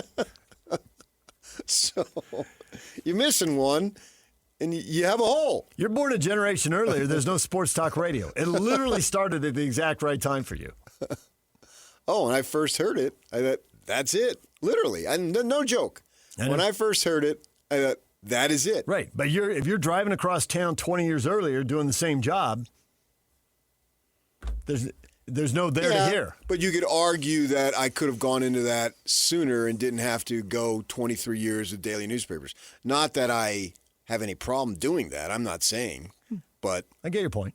Career path. When I first heard of sports radio, it was on from 10 to midnight. Right. If you come along in the 60s, there's nothing. You come along in the 80s, you do the newspaper thing and then into radio. Yeah. But if you came along in the 2000s, you might have gone straight into radio. That's what I'm saying. Because it's just up and running at that point. But I'm not complaining. I mean, the path that I took, got to worked see for me. It did. And I needed that path. And you got to see and do a lot of cool things along the way. No question. I mean, you're still friends with all the guys from the newsroom that's been torn down in L.A. Right. And my gosh, the stuff you had front row seats to in the 90s, we're writing here. Yeah. And there. A little bit, not as much, but yeah, absolutely. Well, yeah, you get to sit next to Jordan in the locker room and make sure Jesse Jackson didn't throw an elbow and move you out of the way. Hey, you did your homework early. Like Matt Harpering said, you got to the spot and you posted up. Jesse Jackson and Jim Belushi tried to elbow. Oh, I thought it was Schwarzenegger, but that was at the golf tournament at Riviera, right? I'm confusing your celebrity sightings in L.A. I was in Sylvester Stallone's way at the golf tournament. Oh, a slide, not Schwarzenegger. Can't keep all your. You have been around so many celebrities. He tried to push me out of the way. Well, I'm working in California. I know. It's obvious. But even I was in Santa Barbara. There were celebrities. My God, not as many. The college roommate I was just telling you about, his little brother came and lived with us one summer and took a job working at this resort. Hey, how was work today? Pretty good. Almost got killed at 10:59 this morning. I'm like, that's oddly specific. He says, yeah, Mick Jagger was in a golf cart coming around the corner trying to make it before they picked up brunch. He was still in his PJs. But I did. I didn't get a Mick Jagger sighting. I staked out. Greg did. Jordan where he'd come, but also the most unusual thing was after Game 3 of his first finals against the Lakers. My job was the Bulls locker room, and I walk in the Bulls locker room, and there's nobody there, and except one person sitting on the cement slab in front of the locker in the old Forum, which is still there, and it's MJ, and he didn't go to the podium, and. Maybe for the last time in his career. Yeah, he didn't go to the podium. I think if I remember, it was an overtime game, and they won to go up 2-1, and then they won 4 in a row. They lost the first game, and I'm the only guy there, and he's just sitting there, and I go up and I say, "Are you available for post-game interviews?" "Yeah, sit down."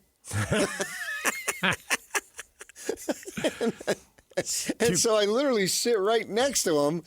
And I probably had close to 15 minutes before the crowd realized he wasn't coming to the podium. I have no clue why he didn't go to the podium, but they must have had Pippen and I think that Horace Grant and those other guys at the time. Yeah. Paxton, and then they closed the interview. The podium stuff is over, and then I could literally hear the feet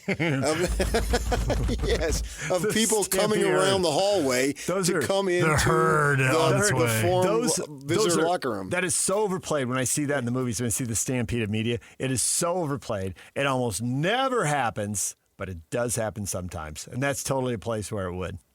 Yes, and then just the amount of coverage that was there. This is 91 to 97. It changed completely. Oh my gosh. Yeah, it was such a big deal that the Forum just had the regular media area, which was a decent sized room for the media to do their stuff. And at halftime, Nicholson would come in and shoot the breeze. Now, he didn't know me. I was not the Lakers beat writer, but I was assigned to cover the Bulls in the playoffs. And our beat writer actually was a famous dude, the Daily Breeze guy, where when Magic had his speech where he had to retire, he referenced Mitch. And AP put in parentheses Kupchak. It wasn't. It was Mitch Chortkoff, our guy, who had been a long time, he's deceased now, but he had been a long-time beat writer, and he was referencing the good times he had with Mitch, and they put in Kupchak, but it wasn't. But that was such a big difference. And what series was the flu game? Was it the first series or second 97. series?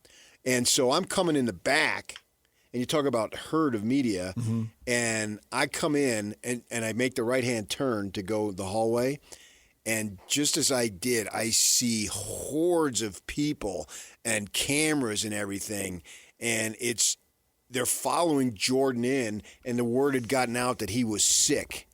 That was amazing. Just the amount of people standing as Jordan was wherever he was coming from, coming to the Bulls locker room, must have been 200, if not 500 media jammed in the hallway trying to get a piece of him walking to where, just thinking 6 years earlier, after a game in which they win, and there's nobody there but me. That was crazy, the amount of attention that the finals had increased in just 6 years. So, for what it's worth. Bill Simmons thinks the Jazz are going to draft Cameron Boozer, citing Danny Ainge's preference for wing players. Are you buying Bill's take? Boozer, he played in the low post at Duke. He's undersized and underathletic. I highly doubt he's an NBA wing. So I wouldn't think of him as a 2 or a 3. I would think of him as a power forward. But the 2s, 3s, and 4s, the way they run offenses, they're pretty interchangeable. And he had the ball on the perimeter for Duke a lot. Yeah. I'm sure there's analytics out there saying what percentage of the offense he initiated. But we see their games. He did it a lot, and he beat guys off the dribble from the perimeter all the time. Listening to what Simmons was saying, this is my take on what he's saying, I don't think the emphasis was, well, we got to have him because he's a wing. Bill was not, that's the number one reason. I just put that in there because he was citing, and obviously it's Brown and Tatum. Are the guys that he liked and so forth. And so those are the two prime examples. Paul Pierce maybe going back. What he was saying was they took Tatum.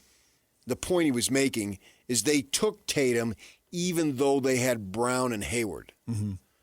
That's the point, the specific point he was making. He loves wings so much, he'll stack them 3 deep. So don't think he won't take Boozer because he has Jackson and Markkanen. That's the literal point he was making. Which also, and this goes to your point about fit, they should draft the best player. But when it's really close, he fits, even though he's a third guy in that position, because he's going to be a decade younger than those guys. Ish, not exactly. But you're talking about this literal 7 to one 10 now. years. Yeah. And so it's like, well, as these guys get older, get more expensive, move on, break down physically, whatever, Boozer's moving along. The separation in age, I think, makes it far more palatable. And to your point, even if they were the same age, it still might be a good idea.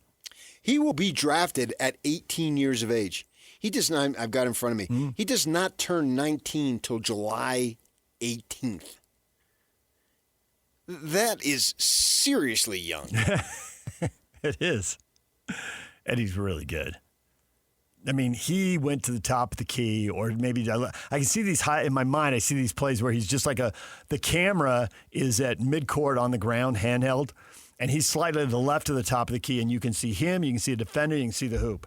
And he beats a defender, and he changes, and he finishes with either hand, or he shoots a floater, or he dunks. I mean, he's really good going to the hoop. And he is not going to be the best athlete on the floor. I totally get that. You don't have to argue that. Well, but he still effective? has a way. Exactly. He has a way of being effective. Brunson is not the most getting the shot gifted. off. He's short, and he's not super athletic. And I can just see him charging the rim so many times thinking there's not much space there, but he finds it and he scores. And they also, Bill also acknowledged the Devonta Boozer connection to the Jazz. Right. Or connections.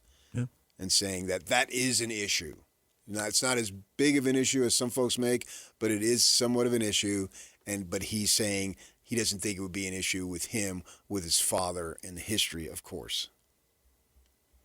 Well, it gives you deeper knowledge and maybe more trust that you're going to get the best version of who you're drafting. Because none of these guys are the finished version of who they're going to be. But he didn't turn 19 until next month. Suck. Man, that's amazing. He'll be drafted as an 18-year-old. And Markkanen's 29 and Jackson's 26. So look at the separation you're getting in age there. Yeah. And Larry Bird was 5 years removed from high school. And Kareem Abdul-Jabbar and those guys play 4 years of college. I did hear that people comparing Wembayama and his first appearance in the finals to Bird and his first appearance. I guess the point was in Bird's first appearance, he had like an 8-point game. Or maybe he had a couple of them. I don't know. And so I didn't either. And so, and I'm thinking, well, yeah, but Bird was like 24 at that point. I mean, Wembayama's way younger. Mm-hmm. All right, DJ and PK.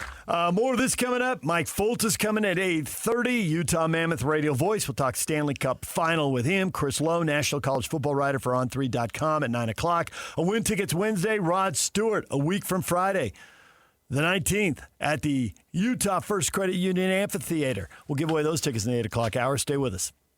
3, 2, 1. This is Scotty G and Coach Tim LeComb. Shehan Jayaraja, CBS, joins us. We're all shocked. I know everybody's shocked. The only people that seem to be happy about this is Brandon Sorsby and Texas Tech coaches and fans. How shocked are you that this went down the way it did? I thought that the case that the NCAA laid out was pretty reasonable. In sports in general, right, there is a bright red line around one thing, and it's that you do not gamble on sports and that you do not gamble on your own games. This is something that impacts the perceived integrity of the sport. The idea that there are people on the playing surface who could be manipulating the game for whatever reason, right? And so that to me remains, in my eyes, a bright red line. This is really one of the first instances in sports, period, professional, college, any level, that we've seen it impacted like this. Catch Scotty G and Coach weekdays from 10 to 2. Presented by Mountain Land Supply on 97.5, the KSL Sports Zone. KSL Sports Zone and Beehive Meals are honoring people that impact youth sports in our communities. Nominate the youth sports volunteer for the Beehive Meals Hero of the Week at KSLSports.com/contest and listen every Thursday to Jake and Ben for the winner. It's the Beehive Meals Hero of the Week. We're giving away those Rod Stewart tickets coming up in the 8 o'clock hour. Stay tuned for that. A week from Friday, he'll be in concert. We'll send somebody to the concert. NBA Finals. Game 4 tonight, PK. This is when series start to get interesting. Well, I guess if it's 3-0, then we're kind of giving up on them. But most of them tend to be 2-1. And 2-1 is super interesting because the team that's ahead, it's not over, but you got a great grip on the series. And if the other team comes back and ties it up, especially in this case where it'd be a 4th straight road win, that would be you talk about you were saying earlier, there's just so little momentum in hockey. You're always just one bounce away from feeling completely different.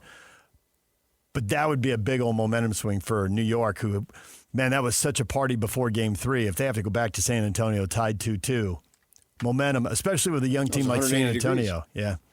I think that every game is critical, obviously, but this goes a long way to determining the series. I can argue that whoever wins will be the winner. Momentum then would be completely with San Antonio. They will have adjusted. And they're the young team that's figuring it out. And they had the more difficult series, obviously going 7 versus a sweep for New York, so they were a little gassed, and they had to refocus, yada, yada. And they withstood New York's best punch. Clearly, they can argue that, and they have every right and fact behind them to argue that. And one of the games that they lost, they missed an open jump shot. And so it could have gone either way, right?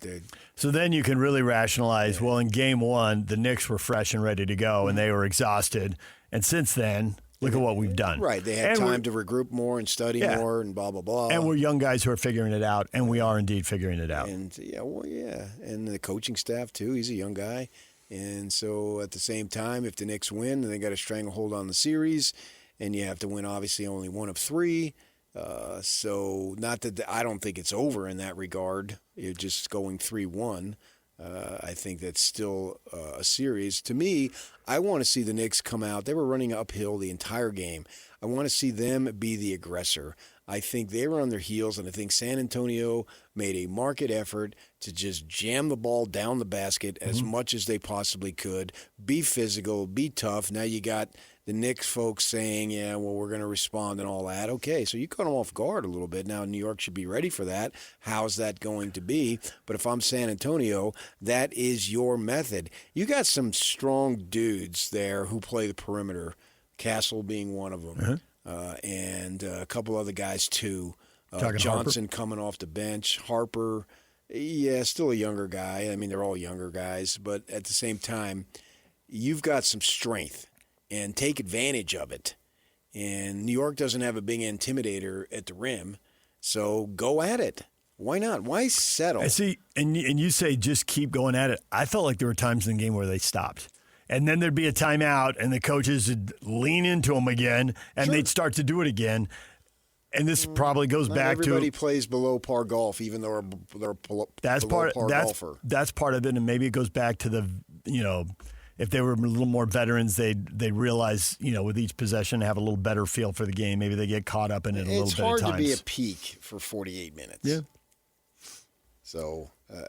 Wembanyama plays big minutes again. I mean, we've seen in the regular season and early in the playoffs, he was getting a break in the middle of quarters, and they're conservative minutes. But there was a different deal. The season's on the line in Game 3. He goes 39 minutes. He doesn't sit in the fourth quarter. Well, whatever their analytics show that he needs to do for rest, this is all studied out. Yep. And they don't leave anything for chance. And so they monitor all this stuff, and whatever those results show, that's what you do. And maybe if you have to go a little bit longer, 2 or 3, 4 minutes longer, so be it. Especially, if it goes into overtime, because everybody's going a little bit longer at that point, so it should wash out. What is a disadvantage for you is also a disadvantage for everybody else.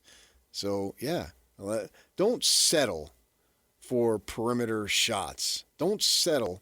Force the issue. And New York taking 10 threes in the fourth quarter and missing every one of them, stupid. They're settling. Don't settle. Two is better than 0. That's my line. I always hear 3 is better than 2. I quickly come back, 2 is better than 0. Don't be afraid to go inside the cat and if you're 0 for 10, and OG Anunoby he was getting the bug. He's a strong dude. And he's got athleticism, so when he gets a step, he can go up and put that ball right in there with a dunk, too. And so be aggressive in everything that you're going to do. Well, the free throws even out. Spurs 32-22 advantage there. I did hear as the national debate went back and forth on this. Yeah, the free throws were 32-22, but the fouls were 23-21. And you always go to that Steve Cleveland line when you heard the ref tell me to even it up. 23 fouls on the Knicks, 21 on the Spurs. And the Knicks obviously fouled at the end of the game on purpose. So if you want to go to that and say, well, they fouled, there's 2 free throws and a foul right there. I think the thing that got under Brown's skin was that the Knicks had 3 fouls in the first minute or 2 of the fourth quarter. And then that determines how you defend. And I think that was the issue. If I'm a referee, if I can let that go, I let that go. I've never believed a foul is a foul at all times. This is an entertainment product. And putting the Knicks behind the 8 ball from the foul standpoint right off the bat in the fourth quarter, that changes their strategy a little bit. If it's an obvious one and you got to call it. But if you don't put them at a disadvantage. And I think that not only does that change the way the Knicks defend, that changes the way the Spurs attack. Because they are hearing from their coaches, hey, we're in the bonus. They can't touch you. They bump you 20 feet from the hoop, you're going to the line. Well, I think Mitch Johnson looked at Castle and said, can't touch this. Whoa, whoa, whoa, can't touch this. Whoa, whoa, whoa, can't touch this. I think that's what he said. Yak, what time is it? It's break time. 8:01. No, it's break time. Whoa, whoa. Once PK slides into MC Hammer, can't touch this. Whoa, whoa, whoa. When we come back, the athletic director set the stage. What will the presidents and chancellors do? The Big 12, trying to figure out Texas Tech and Brendan Sorsby. That is whoa. That is next. He should be a ball boy for the A's. DJ PK, it's 97.5, the KSL Sports Zone. All right, what's the Big 12 going to do? That is the question. Brett Yormark issued a statement about conversations with Big 12 athletic directors who really believes the conference will do anything to Texas Tech.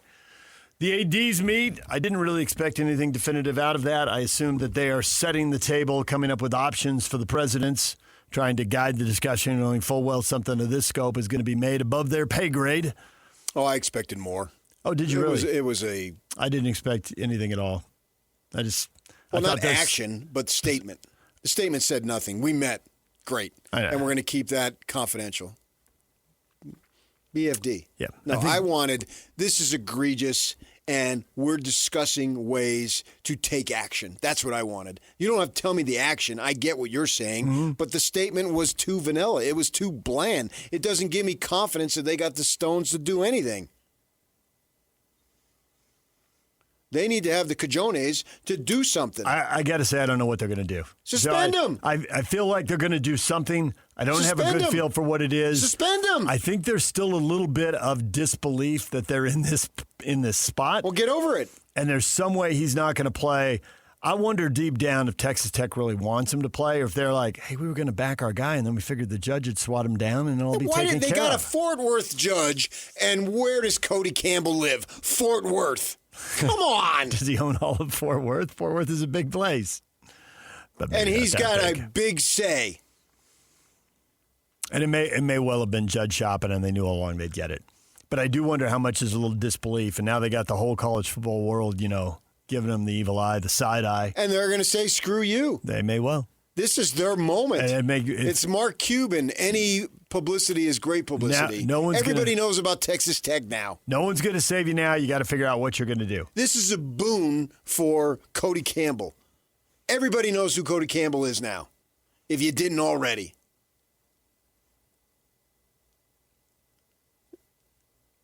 They didn't think that it didn't dawn on them that they might win it and he might be reinstated and there might be blowback. Then they're really stupid. No, I don't buy that at all. Logan says Texas Tech is the favorite child.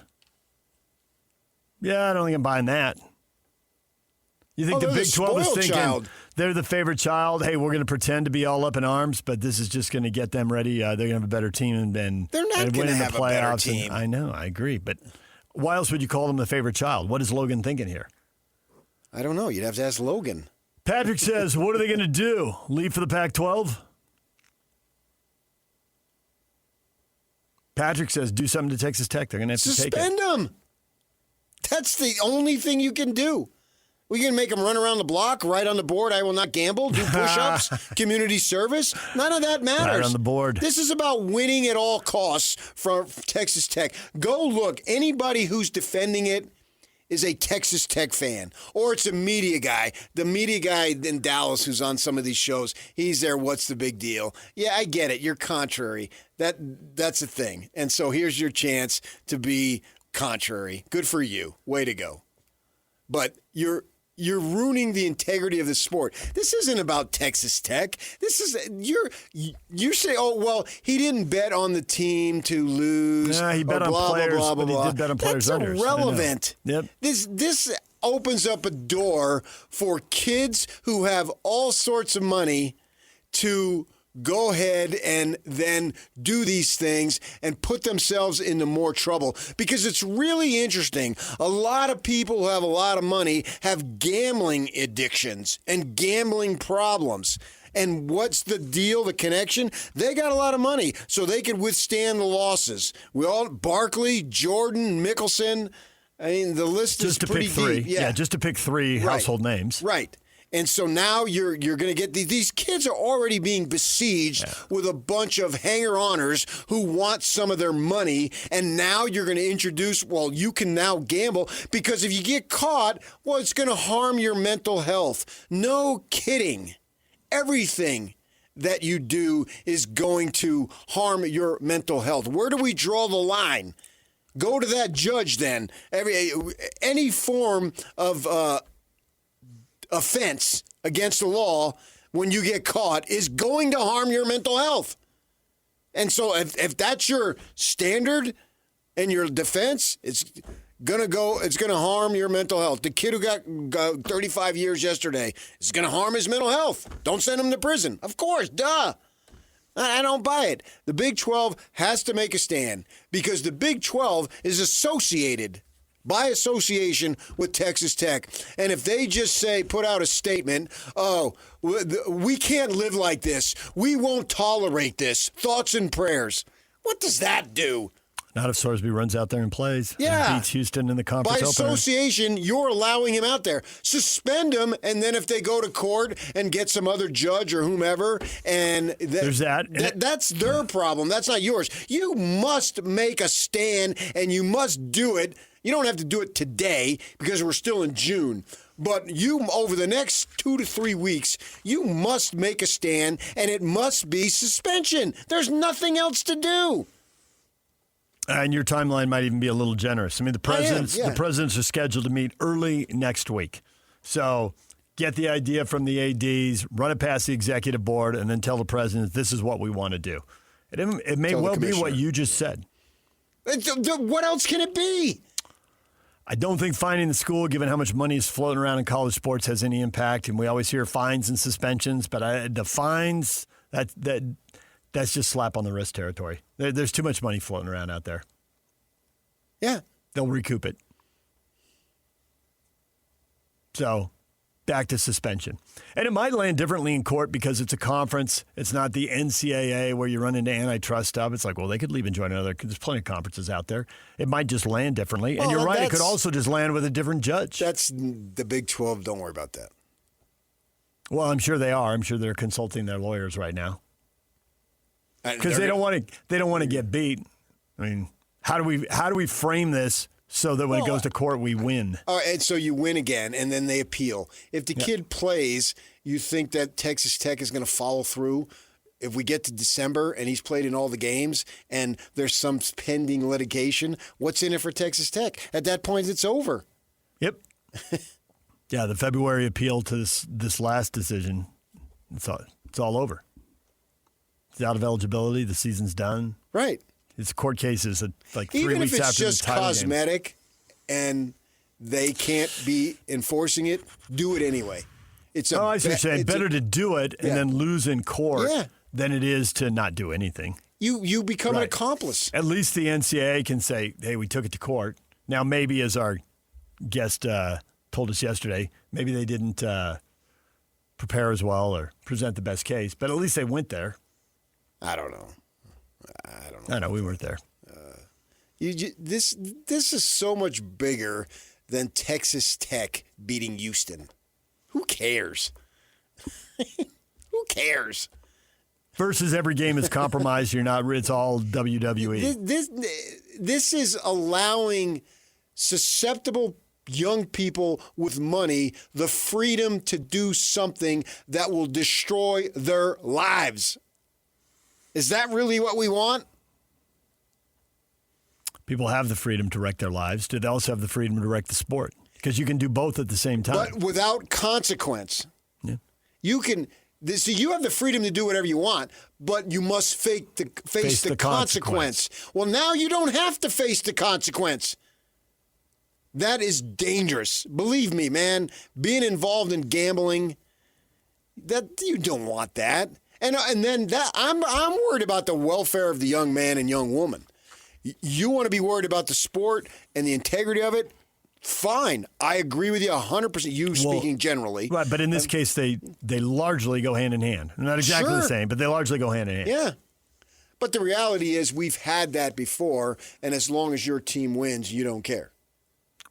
Which is why I think they're more likely to act about the integrity, the golden goose, and keep college sports super interesting. Yeah, but I don't intriguing. think college sports is going away. They've survived all sorts of gambling issues and scandals that I don't think Brendan Sorsby's situation is going to bring down college football. But there have been consequences for those, and it's led to the perception that those are, if not one-offs, because it's happened more than one time, they are at least limited.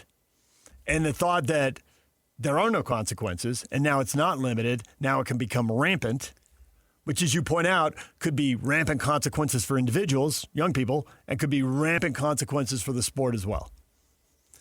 That's different. I mean, you can go back probably at least 75 years to a gambling scandal. There's still going to be the overwhelming need. College football is the second most popular sport we have in our country, and Saturdays and so forth. There's so much money at stake. Brendan Sorsby's situation is not going to put a dent into that. But you're going to have to do it and be aware of it with individuals. And it does permeate it. I don't think it'll cripple it. It could dent it. And I do not want these players, and that's what they are, they're players, having all this money and then having all the unscrupulous people Yeah. have access to them. They're already being pulled in 100 different directions. And we'll see it as years come to pass that we're just brand new starting into this. We're in the infancy stage of what these guys do with their money, and then we're going to find out in 2035 that somebody who got all this money is broke. He didn't take advantage of his educational process because he had the money, and then he's got nothing to show for it, and he's living under a bridge. It's absolutely going to happen. Yeah. As recently as yesterday, I was told about high-profile players who didn't cash NIL checks, who had to be issued multiple checks, companies saying we want to close our books out at the end of the year. We've issued 3 or 4 checks, and they haven't been cashed. I mean, you can already see the behavior that will lead to what you're talking about. And it's not a one-off. And now we're going to have gambling. We're going to allow kids to gamble. And that becomes – that used to be the one thing you couldn't do. Yeah. I mean, you can pretty much do anything else. And as McHale said years ago, axe murderer by day, NBA player by night. I mean, we allow this stuff, and we look the other way, and then the fans of those teams defend it. When Urban Meyer was going through his thing with the assistant coach and Brett McMurphy was taking all sorts of heat, all the heat was coming from Ohio State fans because you're going to ruin our good times. And you've been reading stuff to me during breaks and clicking on it, like Texas Tech fan, go Red Raiders. Yeah. Red Raiders, ride or die, Red Raiders. Right. Red Raider for life. Right. I know. They want to win. Sure. It's about them. Sure it's is not it? about Yeah. the situation or the kid or the game. It's about me on Saturday so my team can win. And aren't we something? It's not coming from the Longhorns and the Aggies, and it's sure not coming from the Cougars and the Bears. And Texas Tech stands a good chance to win, and then they'll go to the playoff and lose. And then Cody Campbell will say, we're going to triple down because last year he said we're going to double down. Yeah. And then after that, we're going to quad down. And what goes after 4? I don't know. Quintuple. Okay. And maybe one year they get it. Great. And a week later, your but look life how long, goes on. But how different is this than Oregon, and how long has Oregon been chasing? And Oregon's gotten close. Right. They've been in the title game. They've lost to the champions the last 2 years without getting in the title game. They've lost to them earlier. The only 2 schools that have beaten them the last 2 years have been the champs. It's hard to get there.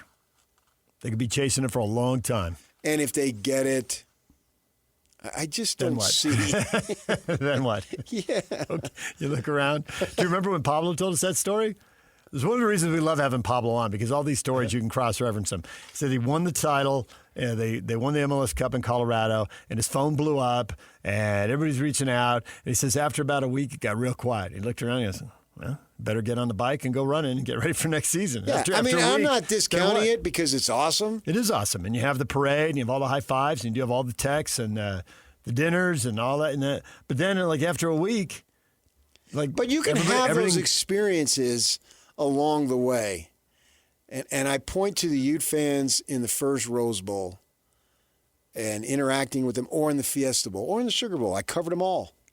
Or in the Final Four. I covered them all. Yeah. And it was awesome. And wouldn't every Ute fan, wouldn't you take the Final Four, as painful as that was, that NCAA run, or the Rose Bowl, seeing them at the parade, taking pictures with them and talking to them, and you lost the game by 3 points. Okay. Yeah. Great. It sucks that you lost, but the experiences that all those people, tens of thousands of people had, and how they're at the Rose Bowl and they were getting claustrophobic because it's an old stadium and the walkways, the tunnels to get out to the actual stadium, the playing field, was jammed. And I've been there when it's jammed, and it's so bad that I don't get concessions at the Rose Bowl when I'm in the stands, and I don't want to have to go to the bathroom. I do that tunnel one time to get in. This is literally sold out. And one time to leave. I've been there for USC, UCLA when it's sold out. And one time to get in and one time to leave. And when I leave, I just sit in my stands and wait. bathroom. I don't have anything to eat or drink. I'm not doing that. That Oh, thing yeah, you were freaks me younger, out. too. I was younger. That's a fact. You get older, you got to go to the bathroom. I'm not. I do not want to go through that claustrophobic. The people who are claustrophobic totally get it. And I heard from dozens of them. And I don't get claustrophobic easily, but that I did not like going in through that tunnel. That They were good. all jammed. There's like no end. People are pushing, shoving. LA COVID's Coliseum running around. LA Coliseum's a little like that too. I don't like that vibe. Don't like it. Yeah, but the point you're is right they about had the a great experience. Oh, yeah. Despite the fact it ended the way it did, the second quarter was such a roller coaster and so many adrenaline rushes. I mean, you had two plays of the season, and they happened in the same quarter. You could go a whole season without a play as exciting as Cam Rising on keeping it on 4th and 1, breaking through the line, stumbling, tripping, bumbling, breaking into the open. Doing 360s. Yeah, doing a 360, spinning, and then 60 yards to the end zone. Yeah, it was awesome. If that happens one time in a year, I don't even think that was the best play of the quarter because you got Covey's return. And he's going sideways. Sometimes the return, the guy never breaks stride. You can tell by the way he's running, like he sees the lane and he knows. But he's zigging and zagging and trying not to get tackled at the 20 to 25. He's 5'8" white guy. And then finally, from Utah. Yeah, and then finally at like the 35, he turns on the afterburner and he's like, oh, he finally sees the path. And then it's his footer, and he's running to all the Ute fans, and their arms I are had out to like keep my cool in the press box. Oh, yeah. That was, the newsroom erupted. And the Cougar fans were erupting. It was unbelievable. It was. Yeah, and it immediately was preceded by a long touchdown pass. It was immediately followed by a long touchdown pass. I mean, Ohio State was making big plays at the same time. So I think It was an that awesome Texas Tech needs to step back. I would like to see them. I think they would gain far more respect in the world. Find a way out. Yeah. Find a way out. It's like, okay. But the one person there who is a right and wrong. But the one person who doesn't want a way out has a lawyer and just won the case. So I think everybody's looking around for a way out. I don't know if anybody sees it. Yeah, but now if he were to enter himself in the supplemental draft, it would be, okay, I've learned my lesson, and I'm going to take a consequence. I actually think that would help him in the eyes of the NFL. I can see your point there. I could have played in college. I won in court. Yeah. But I'm just going to go ahead and take some medicine here and move on because I've learned from it. Right. But does he have a PR person in his ear saying that? I don't know. DJ and PK, that'd get everybody off the hook. Brett Yormark would breathe a deep sigh of relief. Mike Folta, Utah Mammoth radio voice, SCG Media, coming up right after the break. Stanley Cup final, another wild, high-scoring game. Stay with us. We'll talk to Mike about it next. 3, 2, 1. This is Scotty G and Coach Tim LeCoe.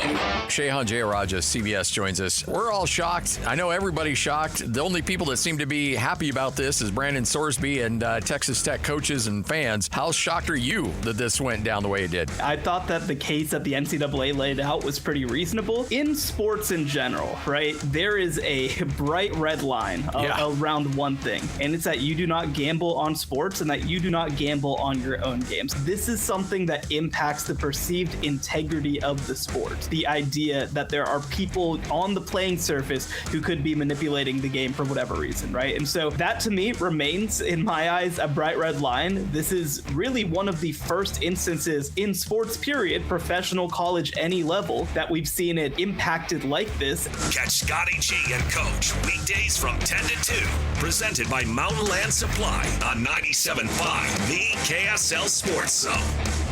DJ PK, and we're joined once again by the pride of Purdue, Mike Folta, radio voice of your Utah Mammoth. Mike, good morning. Good morning, fellas. Hope everybody was up watching Game 4 of the Stanley Cup Final last night between Carolina and Vegas. It has been an incredible series, and we had another incredible game last night. So I'm enjoying being a fan, fellas. Another game, another 2-goal lead blown. Haven't you been calling games and thought, 2-goal lead, this is going to be really tough? And this is automatic. And these teams are supposed to be really good defensively. Are they so good defensively they're creating the turnovers that are leading to all the goals? Is that the problem? I think there's an element of that. I think more than anything, you've just got two really good teams that are both playing with desperation, that both have big players that are coming through in big moments.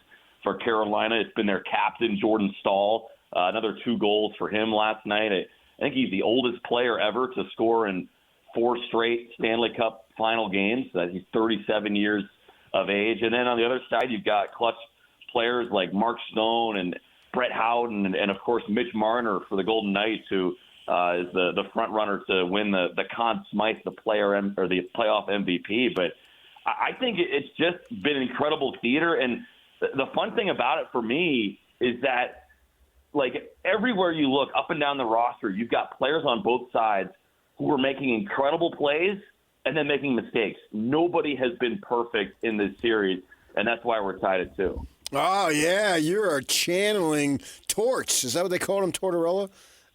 Yeah. Yeah. He says, the frustrating part for me is they didn't earn their winning goal. He's referring to the bad turnover that led to a Seth Jarvis chance. Was stopped by Carter Hart. And then he said, right after that, we made another mistake. We leave the front of the net. Oh, my gosh. Now, this is PK speaking. How the fetch can you leave the front of the net? Isn't that basic hockey, Mike? Is that PK or is that like George Costanza right there? Jerry, how do you leave the front of the net, Jerry? The front of the net. It is crazy because both teams are so good at defending the front of the net. Like, that's Vegas' thing. They defend the house. They'll let you possess the puck a little bit. We saw it when they played Utah in the first round. The Mammoth at times had trouble getting to the inside of the ice, as we call it, that area right in front of the net. But, yeah, Vegas has been, like, as good as the Golden Knights have been in big moments, and they're so poised throughout games. They never seem phased. There's never any panic. And for all of that, they have been so imperfect that, that's why they trailed Utah in the series. That's why they trailed Anaheim in the series. That's why they're tied at 2 right now with Carolina. Like, they have this habit of kind of making silly mistakes. Now, part of that is the way that the Hurricanes play. I mean, it's just wave after wave of pressure, and it's kind of like a football team that blitzes you all the time. You can beat the blitz, but if you hesitate for a moment, you could turn it over. You could get sacked, a negative play.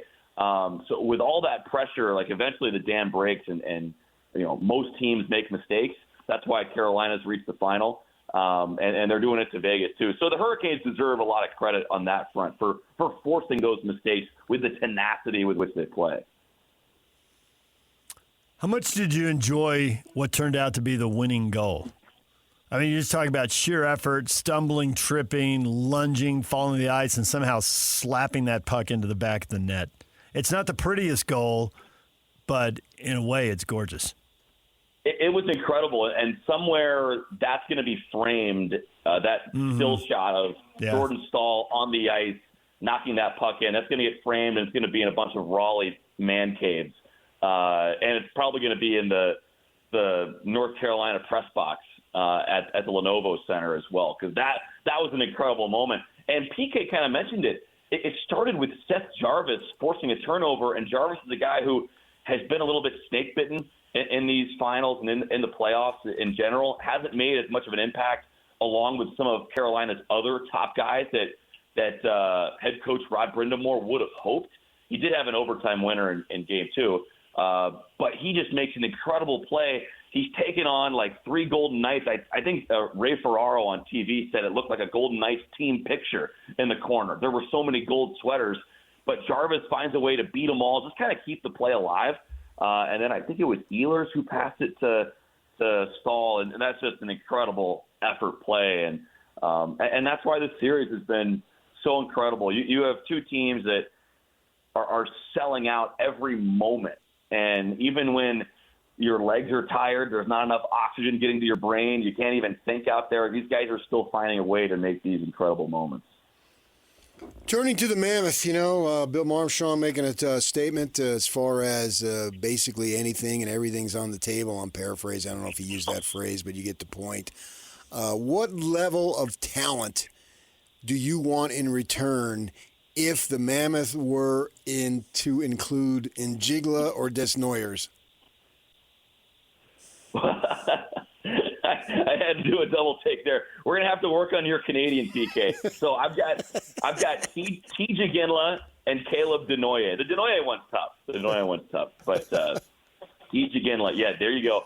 So those are, for those of us who might not remember, those are Utah's two biggest prospects. Right. And to be quite honest, they're two of the finest prospects in the NHL. I mean, they both had incredible seasons. Teej was taken 6th overall in 24, and Caleb Denoye was taken 4th overall in 25. To be honest, guys, I don't think there's any way those guys get dealt. No. And I just and people have been speculating, and I understand why it's fun to play fantasy hockey, but I think once guys get drafted that highly at that level, they hardly ever get traded. I mean, I went back and I was looking at this the last few years because, Cole Bagley, our good friend with KSLSports.com, put together a trade proposal for Detroit's Dylan Larkin, their captain who wants out of Hockeytown. That included Caleb Denoye in there. And I'm like, guys, the Mammoth, they see Iginla and Denoye as two of the pillars of the franchise. And I just, especially once those guys get drafted, you hardly ever see them get traded that highly, like top 5, top 6 picks. The only one that's happened recently was Cutter Gauthier, who's a really good player. He was taken 5th overall in 22. He got traded from Philly to Anaheim, but that was because he refused to sign in Philadelphia. It wasn't because he was, simply part of he wasn't just a trade chip. He asked out of Philly. So that was a unique circumstance. But you hardly ever see those high-end draft picks get traded after they're drafted and before they reach the NHL. And I think part of that's because nobody is higher on those guys than the team that drafted them. Like the Mammoth are the team that see the most value in Iginla and Denoye, I'm willing to bet. And they see those two guys as big parts of the future. So I expect Bill Armstrong to be wheeling and dealing like he does in the summertime. But I would be shocked if one of those two guys is part of a trade. And if they are, it's a king's ransom coming back to the Wasatch Front. I totally see your logic there. And we hear how deep the Mammoth are in prospects. Is there a point where they've got so many prospects and only so many roster spots, and they got a bunch of other guys penciled in, that they need to trade some of the prospects? Maybe not the top 2, but do they have other guys you think might need to move along just because the sheer math of it doesn't work? So go get some value now, and if you trade 2 or 3 prospects, as long as it isn't the top prospects, for a vet who can play right now, somebody in their prime, not only does it make sense, they almost have to do it. Are they that deep? Yeah, I don't know if I would say they have to do it, but that's asset management, right?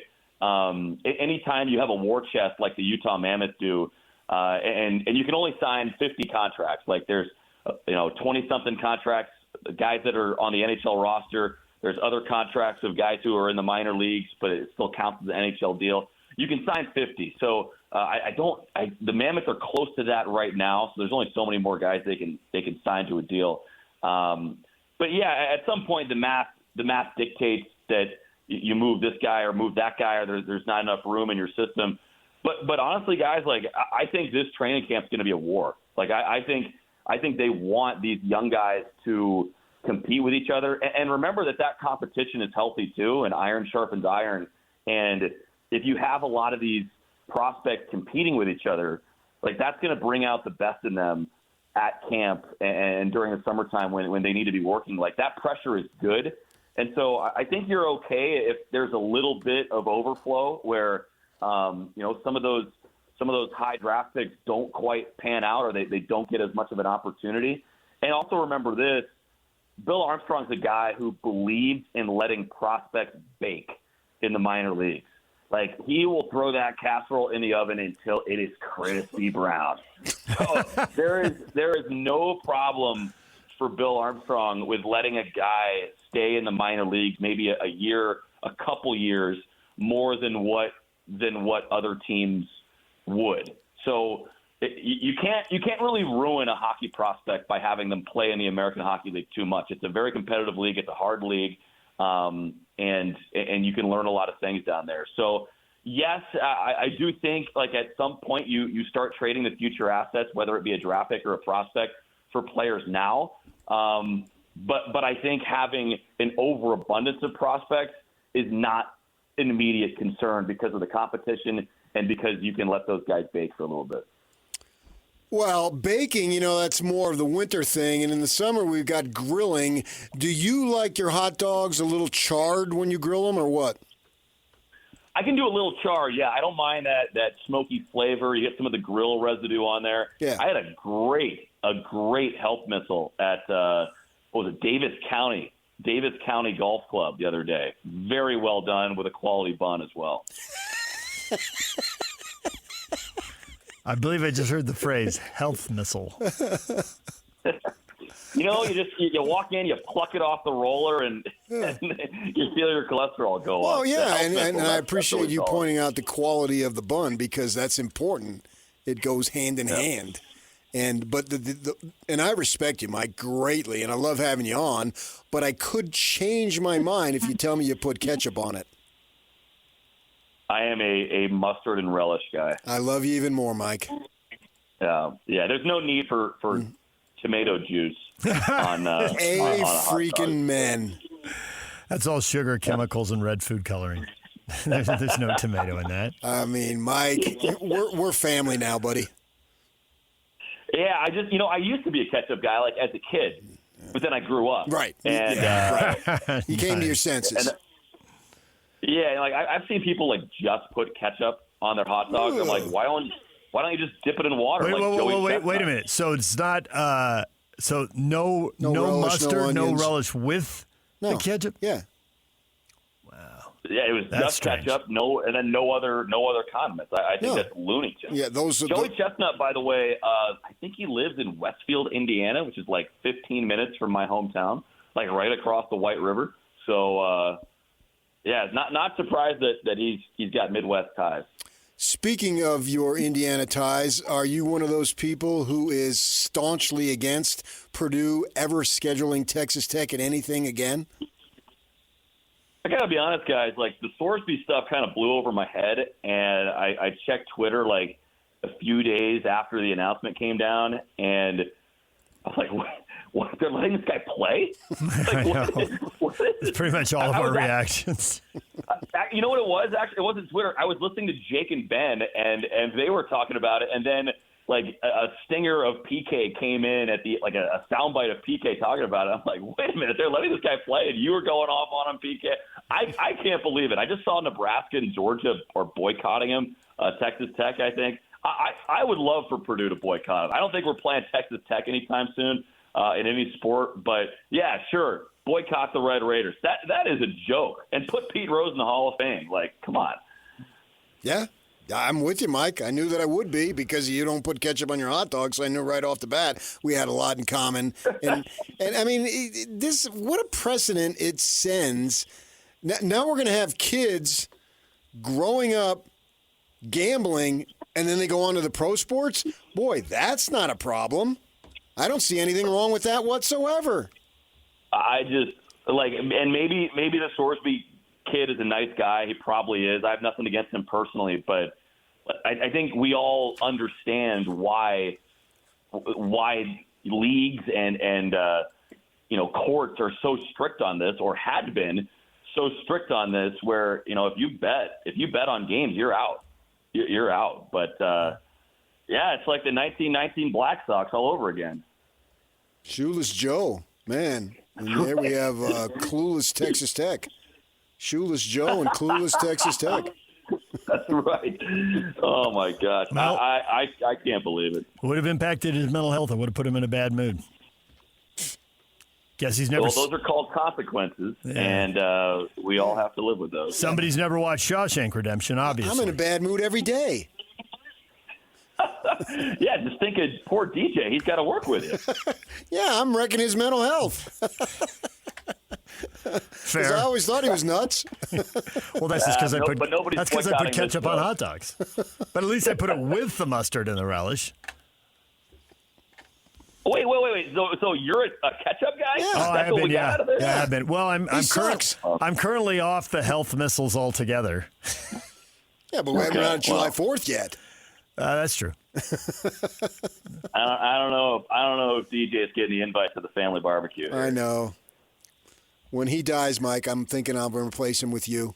Is there anything better than like being in the backyard, sitting on a I thought you were going to say, is there anything better than me dying? Where are you going with this, Mike? Easy, Mike. I know where he's going. I've got something a lot better. It's sitting on a $10 camping chair with a paper plate on your knees as you're trying to balance like the watermelon, the hot dog, and then like the Doritos or something like that, and they're all kind of running together. But God, isn't that the best? Yeah, exactly. It's why we're American. It's what the folks in Raleigh are doing before every Hurricanes game. They're tailgating hockey games. It's incredible. The Utah twist is on the 4th of July. You got to find a street up on one of the benches so you can look out across the whole valley. And you will find people doing that from Payson to We can Brigham just go City. to your backyard. No, there'll be too much ketchup. He's not coming. You notice he didn't deny it, Mike. Yeah, he lives high up on them hills. We'll straighten them out at the barbecue this year. Be good. Okay. Paycheck is why I live in Utah. All right, Mike. You're the man. Thanks for joining us. Talking a little Stanley Cup final. It's 2-2, and Carolina's going to do it now, right? You know what? Like, I'm just rooting for 7 games. I do kind of find myself rooting for Carolina. Vegas is they've been there before. They've won it recently. So I'd like to see some new blood. Carolina back in it first time in 20 years. So it's a great series, everybody. Hope you're all watching, and can't wait until we're playing hockey in June at the Delta Center. Yeah, and Des Noyers is on the ice. You would get kicked out of Quebec so quickly. He'd never be let in. Catch him at the border. Get this American out of here! Thank you, Mike. Thanks, guys. Mike Folta, radio voice of the Utah Mammoth. When we come back, 15 minutes from now, Chris Lowe, national college football writer for On3.com, will join us at the top of the hour. And we will talk more about Texas Tech and what the Big 12 can do, should do, will do. All next. Stay with us right here on The Zone. Welcome to This is Jake Scott and Ben Anderson.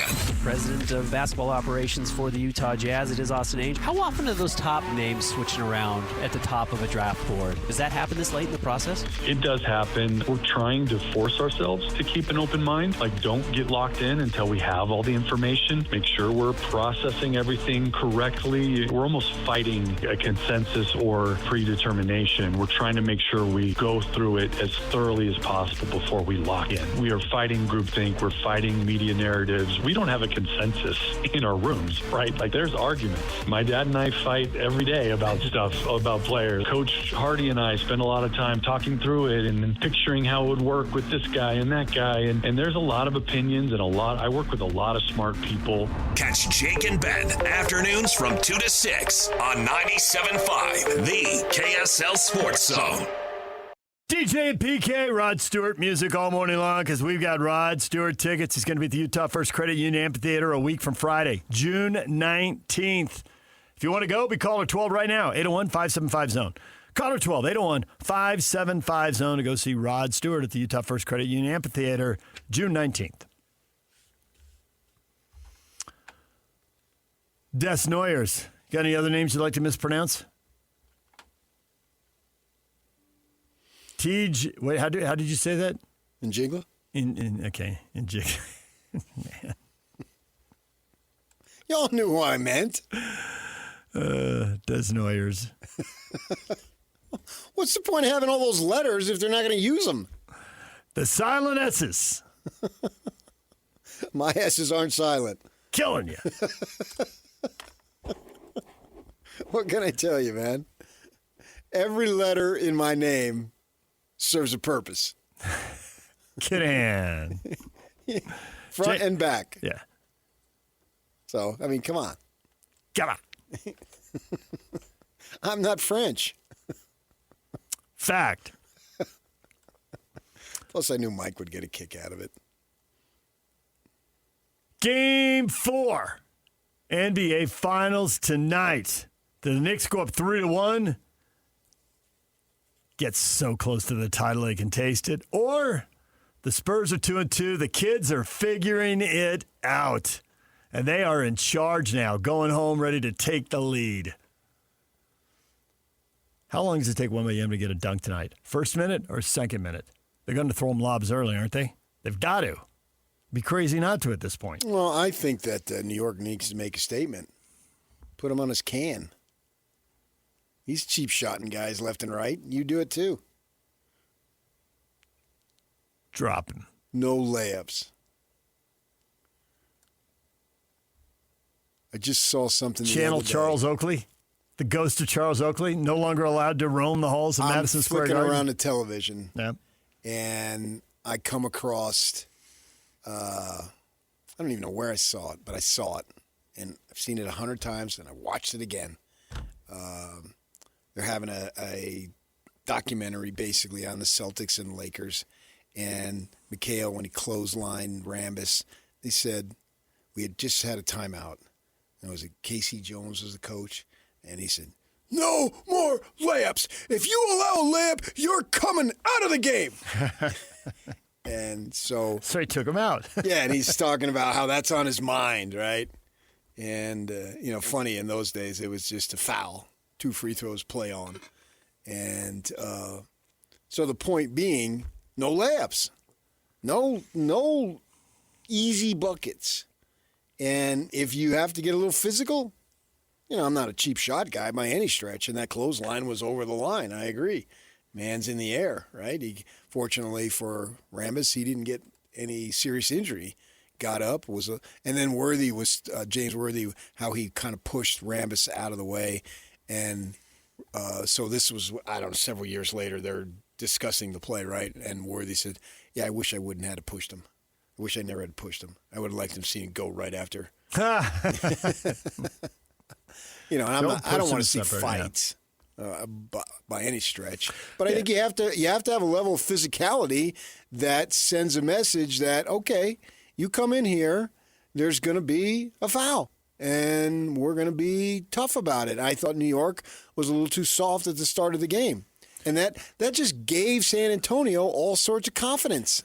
San Antonio is a good free throw shooting team. Johnson's really the only guy you can't trust out there. He'll go to the line and put some bricks up. Everybody else will hit it. But I think the other point about sagging in and giving them open threes, San Antonio doesn't have a bunch of sharpshooters out there.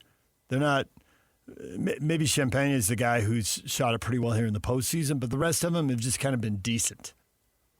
Which actually goes to the point when you go back to the Jazz in the draft about you don't have to shoot 40% from three. You'd love it, but San Antonio's doing this with a bunch of guys shooting 35, 36% from three. So if DeBonsa can turn his 33 in college into 35 or 36 in the pros, it's plenty good enough. That's what the Spurs are riding right now. I agree. All right, DJ PK, when we come back, Chris Lowe, National College Football Writer for On3.com, joins us. We'll talk with him about the Big 12, what they can and should do to Texas Tech, what they're likely to do, and I don't know, the second biggest story in the Big 12 doesn't seem that big right now. This is so huge. But we'll get his thoughts on the Utes and Cougars in the league race. Stay with us. Hey there, it's Wayfair here, where delivery and setup are as easy as a few taps on your phone. You're relaxing in an old hammock, scrolling Wayfair's app, when you spot it, a brand new patio set. Next thing you know, Wayfair delivers it right to your patio and sets it up. Oh, you need a new grill too? All right, Wayfair's got you covered. With Wayfair's room of choice delivery and fast expert setup on qualifying orders, life gets a little easier. Visit wayfair.com or the Wayfair app. Wayfair, every style, every home. We have the tech to get food delivered in 15 minutes, but we all have horror stories about buying tickets. The Game Time app gives fans the advantage. Get amazing tickets in just a few taps. Fees are included, so what you see is what you pay. And the Game Time guarantee means authentic tickets at the best price every time. Take the guesswork out of buying tickets to concerts, sports, comedy, and more with Game Time. Download the Game Time app and create an account for $20 off your first purchase. Terms apply. Out here, if you're doing nothing, you're doing everything right. Though on a cruise with Norwegian, even if you're doing nothing, you're still basking in the warm sun, enjoying the peaceful ocean waves. You're breathing.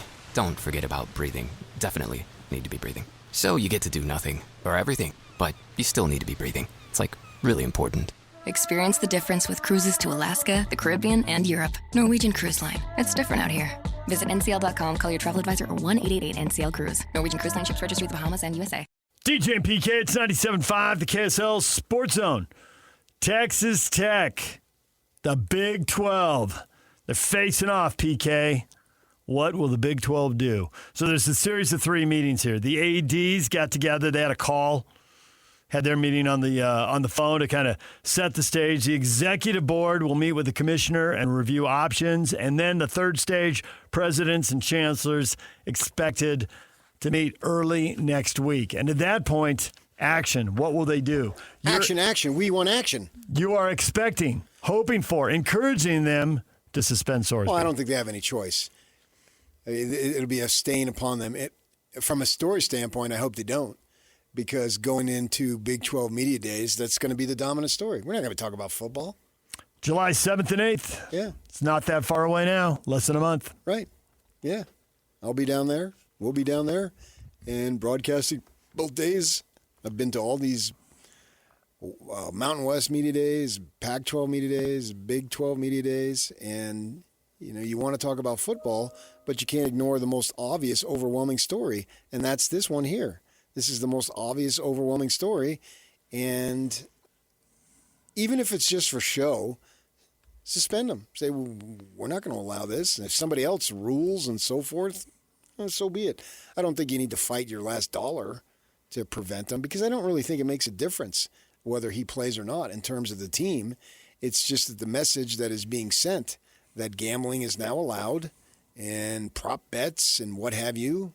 And, it's not, you look at it, there's just 1 or 2 examples of this, and it's not a big deal. We hear this in other avenues in sports. It's just one person. It is now, but 10, 15, 20, 50 years from now? Is it just one? Is it just isolated? Or is it permeated? Gambling has become so much more prevalent, so much more in your face. I expect, regardless of what they do, it's going to go up. I think there'll be more incidences. I just think how quickly it goes up and how much it, quote unquote, explodes could be based well on, to your point, what kind of consequences are there for this stuff? There'll always be examples, but I think now this is such a national story that everybody is coming up new. Whoever you are, it's new to you. In public education, the teachers will tell you, I age every year, but the student doesn't. Right. And so you get more distance, and the job becomes harder as you get older because they stay the same. Well, there'll always be a generation coming up, and everything is new to them. Well, now, even if he does play, but if he doesn't, that advisors, parents, agents, everyone can say to the youngster, this is what happens if you do that. And it sends a whole nother round of strong messages. All the other ones don't resonate. They sort of fade in the past. 100%. Yeah. Yeah, I mean, we think Pete Rose, that was the biggest thing. And we remember Bart Giamatti collapsing and dying. It was such stunning news. Yeah. And it doesn't mean anything to my kids. It was all before they were born. It has no impact. I think about that all the time now because I grew up around, you did too, growing up around extended family, they'll talk about stuff that happened. And stuff that happened 20, 30, 40 years before I was born seemed like ancient history. Well, stuff that happened 20, 30, 40 years ago from today, I remember really well. Mm-hmm. So I was trying to remember when I'm telling somebody, I'm like, they're going to look at me like this is ancient history. And sometimes I tell them anyway. It's not like my relatives stopped talking about World War II, but it sounded ancient to me. Oh, yeah. But it was only 20 years before I was born. I mean, you go back, Stockton shot now is such a big deal to Jazz fans of a certain age, as it should be. But we're coming up on 30 years. Yeah, we came in here one morning. I think you were gone, and Christian was subbing. And it was he and I, as you two often can conspire to leave me alone. And hey, DJ, when do you want to leave? You've done that multiple times. I'm just saying, and I've never done it to you once. But hey, difference. You and I have a crossover coming up later this summer, so we're gonna leave him alone. Good. You've never done it once. But you're about to. Well, yeah, but I did it first. He jumped on it. That's his fault, not mine. Deflection. Accuracy. I'm happy that you two are getting time away. I'm not going to whine about it. And, yeah, I take 1 or 2 days. I think it's 2 days. That's all I've got scheduled. So I asked Christian something about having faith, being a believer. We were talking. I said, come back with the monkeys. He looked at me. Who are the monkeys? Do you mean the Arctic monkeys? He had no clue. I mean, and that was the I know. The song that Smash Mouth made popular in the movie Shrek. But the monkeys, no idea. And so you need stuff like this, and here's a great opportunity to further solidify. Do not do this. I had a kid. It'd work. But you can find these stories every decade. These stories constantly refresh. But they weren't. I mean, there was a time they weren't even advertising in stadiums. I can remember the first time I saw. Shocking, Dave. Exactly. The Sequan Casino sign up at a Padre game. The like, Sequan what? Casino? Oh, yeah. And what you're telling him is that these are rules that are meant for someone else, but not for me. Thy. Thy. Right off the Monkeys lyrics. Yeah. I thought love was just a fairy tale. I thought gambling as an active player was just a fairy tale, meant for someone else, but not for me.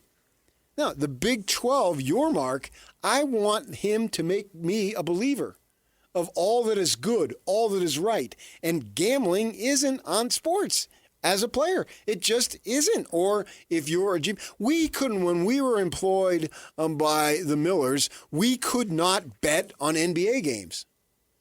True story. We were told that. Now, that had zero effect on my life because I never do it anyway. That worked out pretty well for us. Yeah. That was a temptation that, for me, actually wasn't a temptation. Right. I could sit at a sports book, as I have, extended periods, and not do a thing. My mother couldn't believe that I'd get a week in Vegas on the company every year in conference tournament and not bet a penny. She disowned me practically. You're not of my blood. What is wrong with you? But I would go to the sports book and just watch the games. And I'm not tempted to bet. Now, you're inviting this in. Where does it go? Don't minimize it because the possibilities are endless. It's going to go to more point shaving, and it's going to go to more prop bets, and it's going to go to more fixing. It's going to happen. But the consequences, you'd like to think, are holding some people back. So if there are no consequences, more people will go. It's still going to happen. There's always been point fixing or point shaving. There's been match fixing. That will continue. But is it going to continue? Is it going to be isolated and there are going to be consequences when people do it? Or is it going to be open season? Because if it's open season, you can see it really accelerate. Yeah, what we're telling Sorsby as an individual, it's okay what you did. No big deal. It's on your phone. It's advertised on games nonstop. I saw ads last night watching the Stanley Cup Final. And we'll see more ads tonight watching the NBA Finals. Right there. Right now, live in all 50 states. Yeah. Literally as we speak. So it's constantly going to be there. And I think that no one is going to give in to that temptation. But we love the drama of games and the fact we don't know what's going to happen. We don't want them to be scripted. We don't want them to be fixed. I'm not as worried about that as how much it can destroy lives of young people. Don't they have enough attacking them? Yes. And now you're going to have athletes with big money. I didn't see the story, but my wife's told me about it. She saw a story that athletes who are playing, the threats they get because you blew it. Of the and they blow it no matter what. Yeah. Like because people are betting like you're going to score over 6.5 points. They're screaming at them during games. So role players who are scoring 7 points are getting screamed at from the crowd and are seeing social media stuff. That's been out there. Right. Yeah. And absolutely. It's pretty routine. So all across sports, you've got college and young pro athletes dealing with this. You'd like to think the older pro athlete can deal with it, but it still might be hard in your early 30s. But good luck doing it at 18, 20, 22. These kids are coming up with big money now. Love, who was taken by the Cardinals at running back, he said, Jeremiah Love, Notre Dame star running back. I don't intend to spend my money. He said, I'm already good. I'm well off. Yeah. I'm taking whatever money I make in my rookie contract because he knows, who knows if you're going to get another. You can get an injury, one play, you can be gone. The point is, I'm going to take all that money, put it over here because I can live. I'm well off. Josh Furlong, you go look it up at KSL.com right now. Devin Dampier is a Phoenix kid. Mm-hmm. He takes the receivers for Utah, flies them down to the Valley. He pays for it so they could work down there. Yeah. And he has his football coach, and they bring in a receivers coach. I doubt the receivers coach is doing it for free. Right? But that's the kind of money they're getting. Exactly. And fine. Great. Devin Dampier's getting that kind of cash. Way to go, Devin. Quarterbacks, NIL money now, there's going to be 2 commas in that number. Yeah. That's if you're a starting quarterback in a power program. And Devin Dampier, hopefully he has a strong enough personality. He's not tempted by that. Great. But Sorsby was. And I'm not cracking on Sorsby at all. No way. He got involved in it. And from my experiences, you get in over your head and it becomes an addiction and you're going to win it back, blah, blah, blah, blah, blah. We all know the story. Whether we're addicted to gambling or not, or whether we've had any experience with gambling, we all know the stories. And I don't want to see young people face a further temptation that could sidetrack them. The college now, it's supposed to be about learning and getting the degree and setting yourself up for life. What is that, in the 1800s?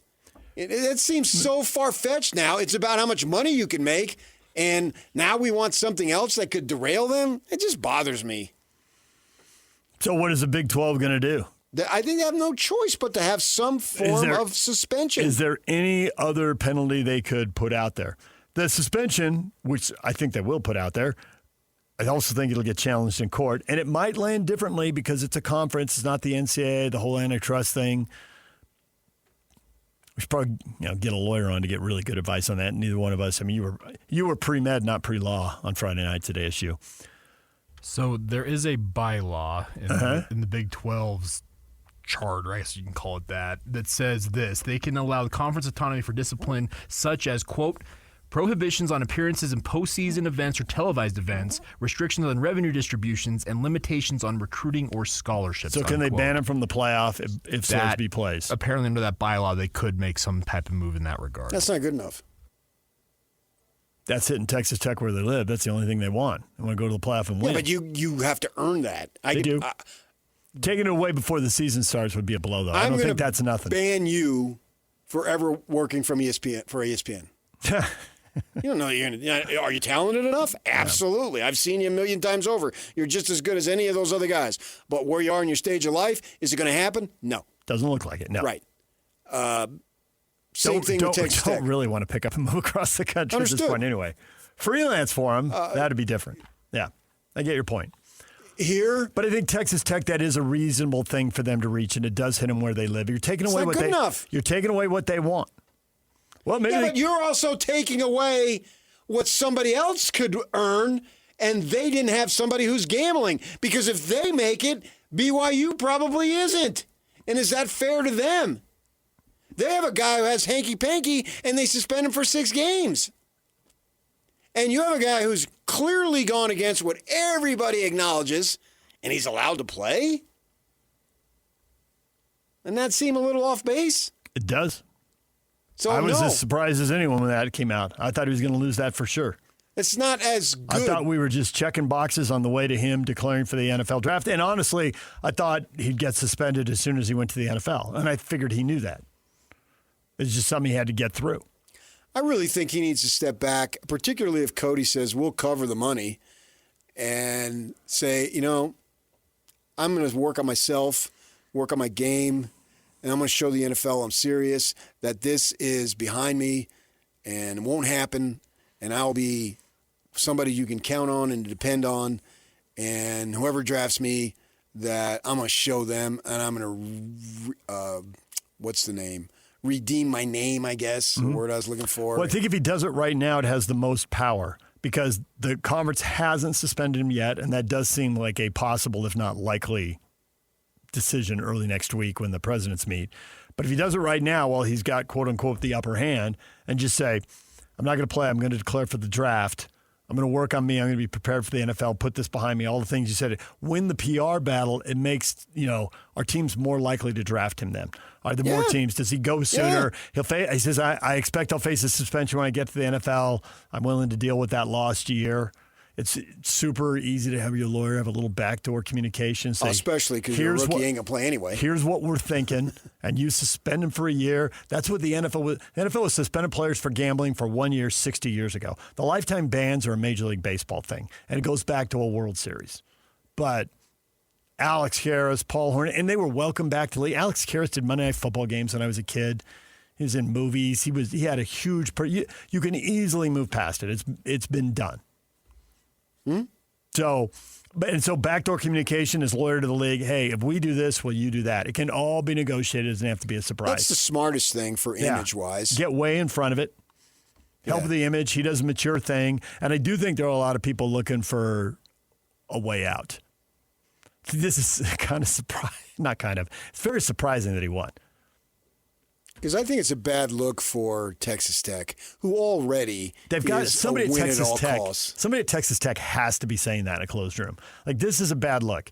I get why we want it, but it's a bad look. There is a short-term gain, but there's all this long-term pain, and I'll it doesn't call make sense. Patrick, and he'll tell him. All right, do it. DJ PK. That's Mahomes. When we come back, who would have a voice into saying all of this? Chris Lowe, national college football writer for On3.com, joins us next. Stay with us. For Jazz fans, it's been a rough few years. Well, those days are behind us as the Utah Jazz finally struck gold in the NBA Draft Lottery. Picking second. As the Jazz prepare to draft a potential superstar with the number 2 overall pick, nobody will bring you better coverage of the NBA Draft than the KSL Sports Zone. For all the breaking news, high-profile interviews, and player analysis leading right up to draft night, keep it locked on your exclusive home of Utah Jazz basketball, 97.5. The KSL Sports Zone. Order for Jennifer C. Is this my double shot, double cream, double froth, double pump, double whip, double sleeve? Yeah. Can you handle that much caffeine? Did you know Discover automatically doubles all the cash back you've earned at the end of your first year? Oh, really? That's great. Seriously, did you know Discover automatically doubles all the cash back you've earned at the end of your first year? Yeah, you just said that. Did you say I just said that? Yeah, I'm cutting you off. I can't have any more? Why not? You earn, we match. Discover Cashback Match. See terms at discover.com/creditcard. DJ and PK, we're joined now by Chris Lowe, senior college football insider for On3.com. Chris, good morning. Good morning, guys. Good to be with you. Well, we have so many college football questions for you, but there's one story. It's story number 1, story number 2, story number 3, story number 4, story number 5. Brendan Sorsby cleared by the courts to play at Texas Tech. How far exactly did your jaw drop when you heard that news? I'd say probably like everybody else, every coach, AD, anybody that follows college football, because there's sort of a cardinal sin in sports. You guys know what it is. You can't gamble, certainly on your own team, even though he didn't play when he was gambling. And I don't think even with the weaponization of courts, local courts, and we've seen that in eligibility cases, I don't think anybody thought this was coming. Now the NCAA obviously is appealing it, but everybody I talk to does not expect that appeal to be any resolution in that appeal until after the football season, which puts it all back on Texas Tech and or the Big 12. I know some people said, well, the college football playoff, is not controlled by the NCAA, so is there a bylaw that says they could preclude Tech from playing the playoff if they get in there? I don't know. There's been a lot of bluster, ADs and coaches saying they weren't going to play them. I mean, I don't think that's going to happen because it's going to cost them too much money this year. Down the road, maybe. But it's going to be fascinating to see what happens. Does Texas Tech sort of cave? Because they owe the kid $5 million. Do they cave? Do they work out an agreement with him? No, we're not going to do this. But, yeah, it's with all the chaos that has gone on around college sports, I don't think anybody saw it getting to this level. Even if it's only for show and doesn't have any teeth and is challenged and is ruled unsuccessful, whatever it might be, you think it's incumbent upon the Big 12 to just say, no, we're not going to allow this, we're suspending them? Yes, I go a step further, and I talked about this with several colleagues of mine that are ADs at other parts of the country. I think we're to a point now where university leadership has to step up, period. I'm talking about chancellors and presidents who I think have been sort of gotten off the hook a little bit in some of these matters. Because just because you're clear in a court to be eligible to play, whether you're gambling, whether you pleaded down a DUI or an assault charge, whether you signed a pro contract and were drafted and you come back and play because the court says you can play. Well, there's nothing that says that the president at said university, whether it's Texas Tech or Alabama or Georgia or Tennessee or Ole Miss or any of these schools, that says, hey, we got to let him play. So there, to me, is a responsibility there. Now, I understand people say, you're naive with all the money that's being generated, the money you're paying these kids. But it is still supposed to be an institution of higher learning. And I do think a chancellor and president do have the power to step and say, no, this is not going to happen. We're going to help this kid. If he wants to stay in school and continue to get his education, his degree, we'll be there to support him. If he's got an issue like this kid clearly does with gambling, we're going to do everything we can to help him get that fixed. But he's not going to play football for us this year. Case closed. Big 12 has the power to ban him from the postseason. They have the power to suspend him even if he gets challenged in court. Do you think that the other presidents and ADs, when they meet early next week, are going to pull all those levers? I mean, they've got multiple levers here to pull them all. Texas Tech wants to go to the playoff really, really badly. If you can ban them from postseason play, which apparently in their bylaws they can, why wouldn't they? Well, I would think that's certainly going to be the push among all Texas Tech's peers in the Big 12. I mean, it should be. If I'm Kansas State or Iowa State, any of those schools in that league, Arizona, Utah, absolutely, that's what I'm pushing for. And I think I think the wheel is already turning, and we'll see where, the leadership of the Big 12 is with that. There's going to be a lot of pressure. Even if the university leadership at Texas Tech doesn't take those steps, then, yeah, I agree. I think it's incumbent upon the Big 12 to do that. And I'm not naive. I understand you got boosters, $1 million, $1 billion boosters at all these schools. In the case of Texas Tech, there's one in particular, who's doled out piles of cash, and sometimes it gets to be a little bit of the tail wagging the dog, and you don't want to alienate those types of money people. And there's a little bit of a balancing act there, but yes, I still think there's going to be accountability across the board at the top of both the conference level and the university level. Why do you think Texas Tech is pushing so hard? Because if they are, maybe they'll change their mind, but obviously they're supporting him and all that, and nothing has been said as far as them not allowing the kid to play yet. Maybe it'll come to that, because I think it's a bad look, and I hate to bring this up, but I will, because it shouldn't matter whether you're the best player or the worst player. The gambling is still the issue. But the fact is, this kid is not all world, so I don't understand why they're willing to die on this hill if that is, in fact, what they end up doing. Yeah, and to your point, what if this was a second-team offensive guard? Yeah. You think they'd be fighting this hard after if everything else was the same? I think you got to support your players. I mean, it's just like when somebody gets in trouble off the field. You still want to sort of help those kids get a degree. And in Sorsby's case, he's got and I don't make light of the fact the kid's clearly got a problem.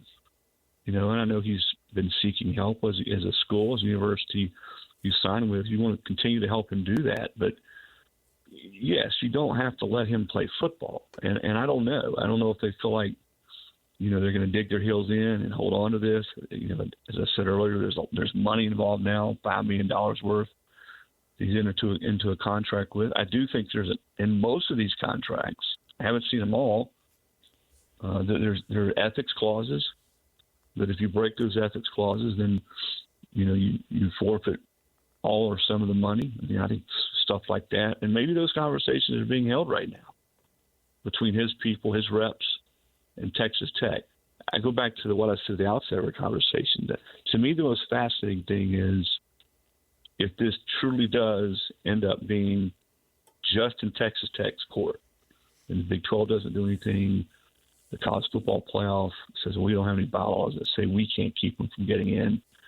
What does Texas Tech do amid all this pressure and outrage across college sports? Which, let's be fair, and it's not necessarily gambling, although that's a whole other conversation. What was it? I think someone said there's 14,000 kids playing, I don't know if it's FBS football or Power 4 football.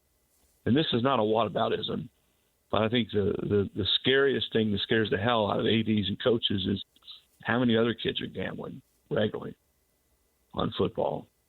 But I think let's be clear about other schools that have had issues where kids have got in trouble and they pleaded cases down. Georgia's had a ton of kids get arrested, racing, speeding. Tragically, they had one kid die in an alcohol-related incident.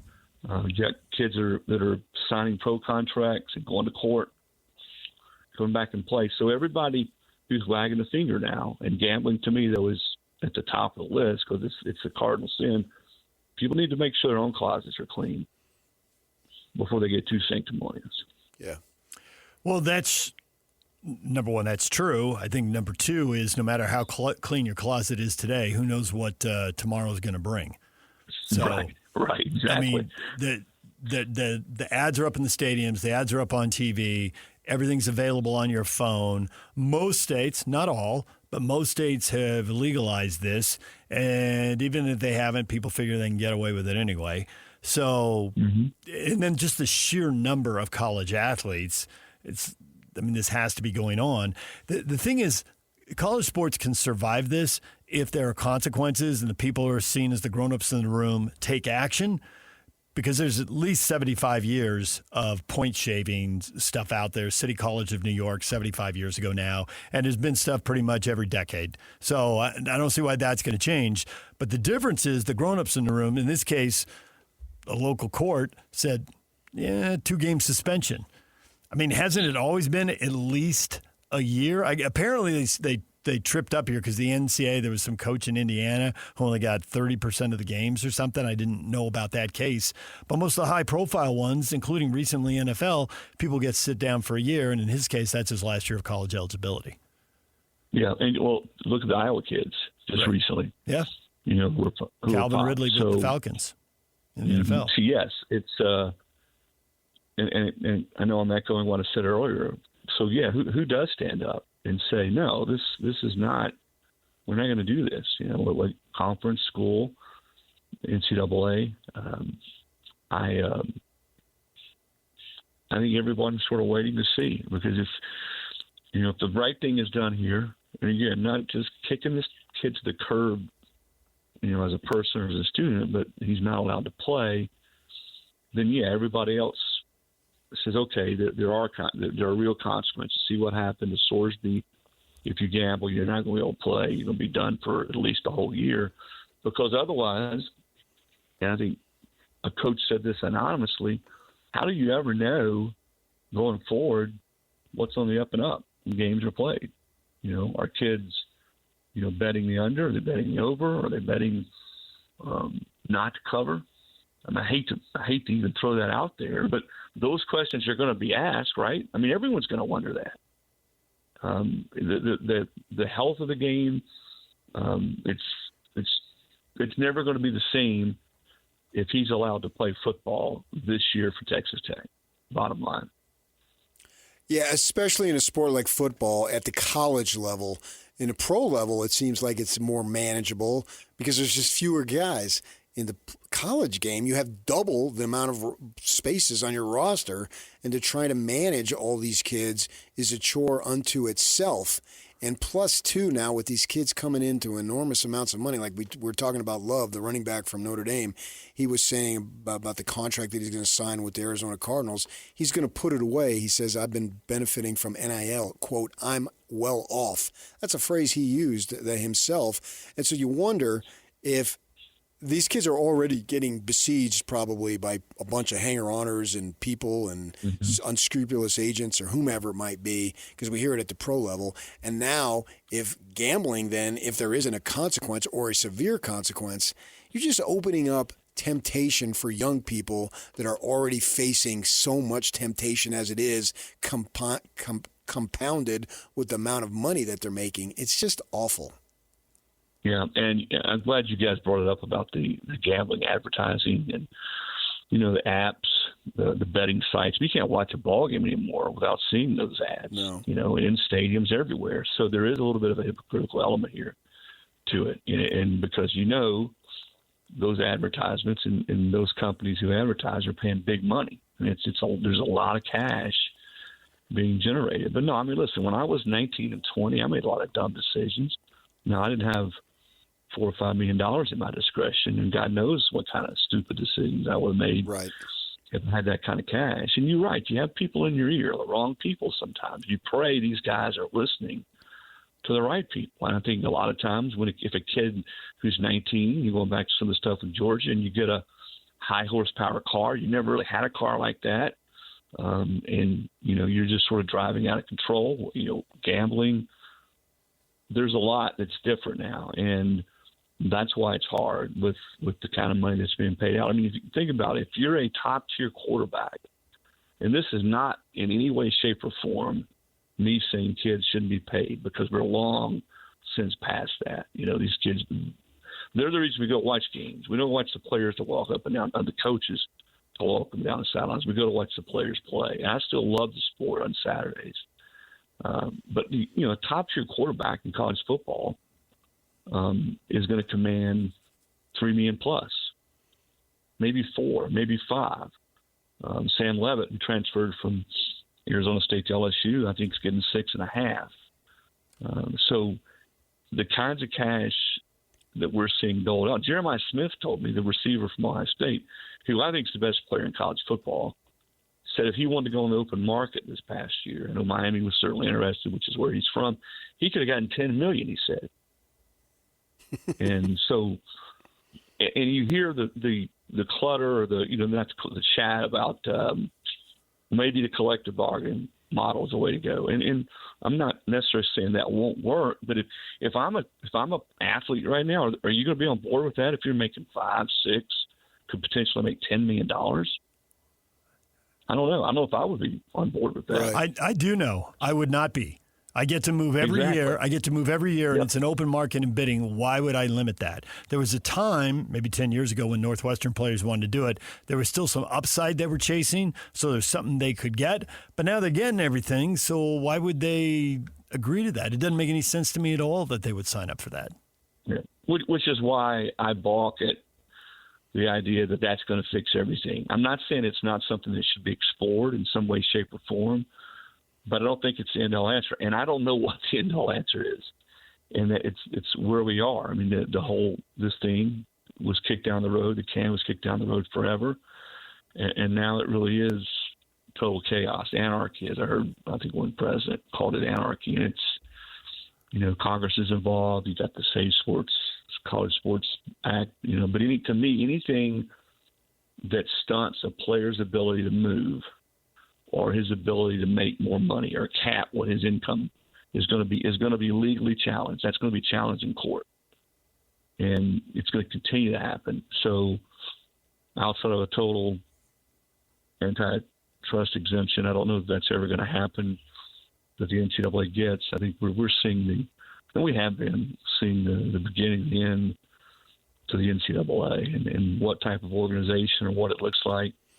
Even Dabo Swinney, who back in 2014 famously said, well, they're going to pay athletes, I'll go do something else. Well, even he's saying now, well, maybe there needs to be a players association maybe there needs to be a super league or a league that's 50 or 60 teams that have its own governance, its own commissioner, its own playoff. I do think we're going to be moving to some semblance of a model like that in college football. I don't know what the timetable is, but boy, when you have things like this happen, I don't think there's anything that's out of the realm of possibility. I really don't.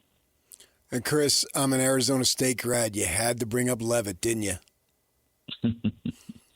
Yeah, and that's one of those things where you had the Liz Frank injury last year. He's had 2 surgeries, and he's making all that money. And I know Lane said he's running now, but we'll see where he is health wise when the season starts. So even a kid like that who's had some issues injury wise, Miami was willing to pay him, Tennessee was willing to pay him, sure. LSU finally got him, and he's making a ton of cash. So yeah, the movement.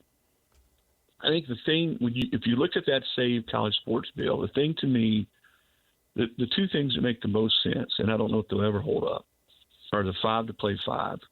Because guys, I don't know about you, but I really don't want to watch 25 and 26-year-olds play college sports. I just don't, especially a kid who's played a couple of years of pro ball in Europe or whatever. The other thing is you said a minute ago, playing at 3 or 4 different schools. All right, I can make another $800,000. So I'm going to go here the next year and then there the next year, because the emotional attachment. And here's what I think.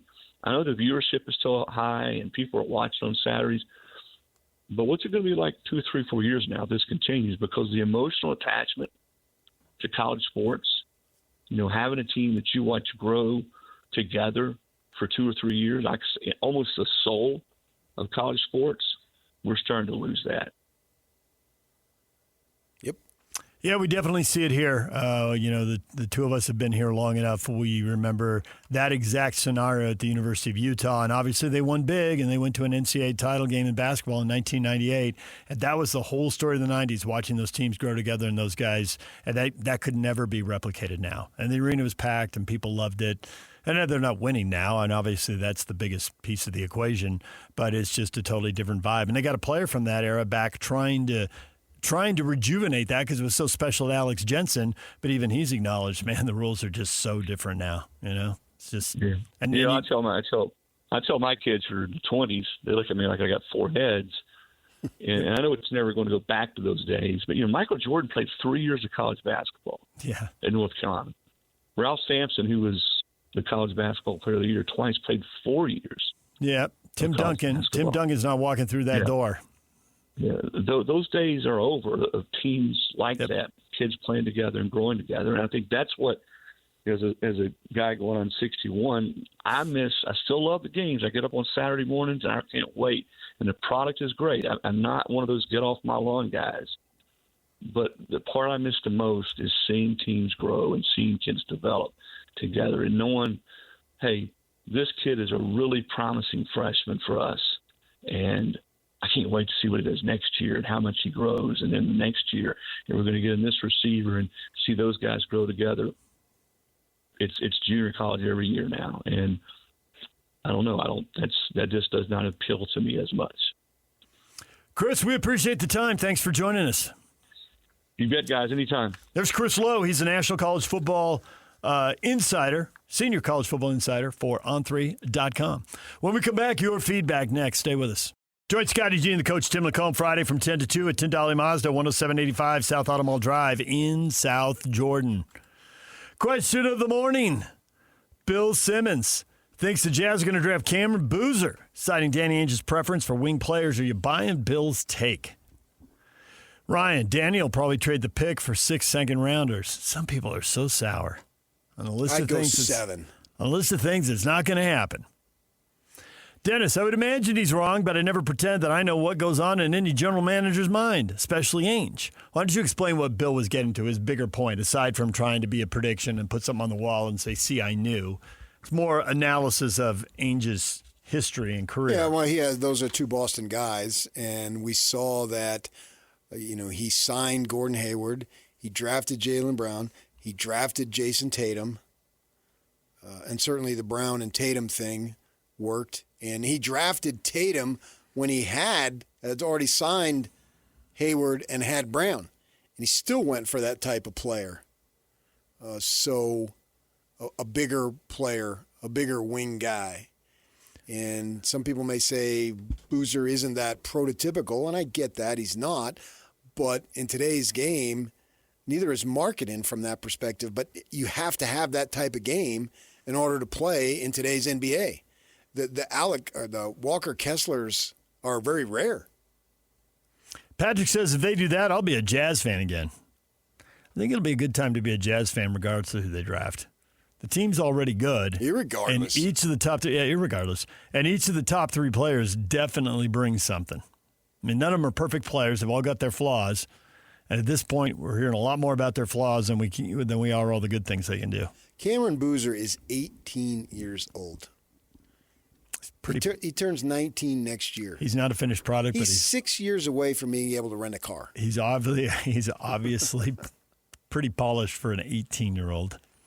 The guy knows the game. He's out the bloodlines, obviously, and I'm sure his father obviously has been involved. You see him at the games, and so whatever he lacks in, I'll just jump over you. There's ways to beat you. It's not simply who is the most athletic, who are the most athletic players. They don't always aren't the best players. There's guys that figure out ways to do it. I mean, the Knicks, outside of Anunoby, I don't really think they have that athleticism. They don't. They have a lot of. Not they have a, really. They have a lot. Isn't. They have a lot of second-round picks on the roster. I just saw a list of how they were acquired. They are skilled. Well, they were all through trades. The starting group, and so that's the way. Bring him in the system. I'm comfortable if it comes to that. Those guys think that hey, Boozer is the way to go. I'm fine. And if it doesn't work, I'll second guess it. But I think it will work. I really don't see how they can lose on this one. Callan says, sweet, more players that can't defend. Boozer's not a wing. He's a stretch forward. This is stupid. Callan, so down. If you're a stretch forward, doesn't that make you a wing? Pretty much these days, yes. The way because guys by the move word on the court. stretch, we are including threes. Mm-hmm. You're going to the corner to shoot threes. I say don't sleep on Boozer, man. I don't know what's going to happen, obviously, but if it happens, don't sleep on him, man. Tom says, I'm just glad I'm not the one making the pick. It's going to be interesting. It seems like everyone has an opinion. And Mark says, either way, I'm happy. Well, let's it's win. Sports. Of course, we should have an opinion. And, let's win. I think they are going to win. Good times are ahead. DJ PK, we're out of time. After the break, it's Scotty G and the coach, Tim Lacombe, right here on The Zone. Summer is all about freedom, fun, and growing up. And between the ages of 9 and 13, kids are starting to form their views about alcohol. With more independence, their still developing brains need more guidance and support than ever. That's why summer is the perfect time to stay connected and plan fun, safe family activities together. Research shows kids who spend quality time with their parents doing what they enjoy are less likely to drink underage. And when kids feel close to you, they're more likely to listen, especially when you set clear expectations. In fact, kids who drink before 15 are far more likely to struggle with alcohol later. This summer, create a no-bummer summer with fun, alcohol-free activities for your kids. Go to summer.parentsempowered.org to take a quick quiz and discover ideas tailored to your family. A little time together can make a big difference. For more information and to learn more about how to prevent underage drinking, visit parentsempowered.org.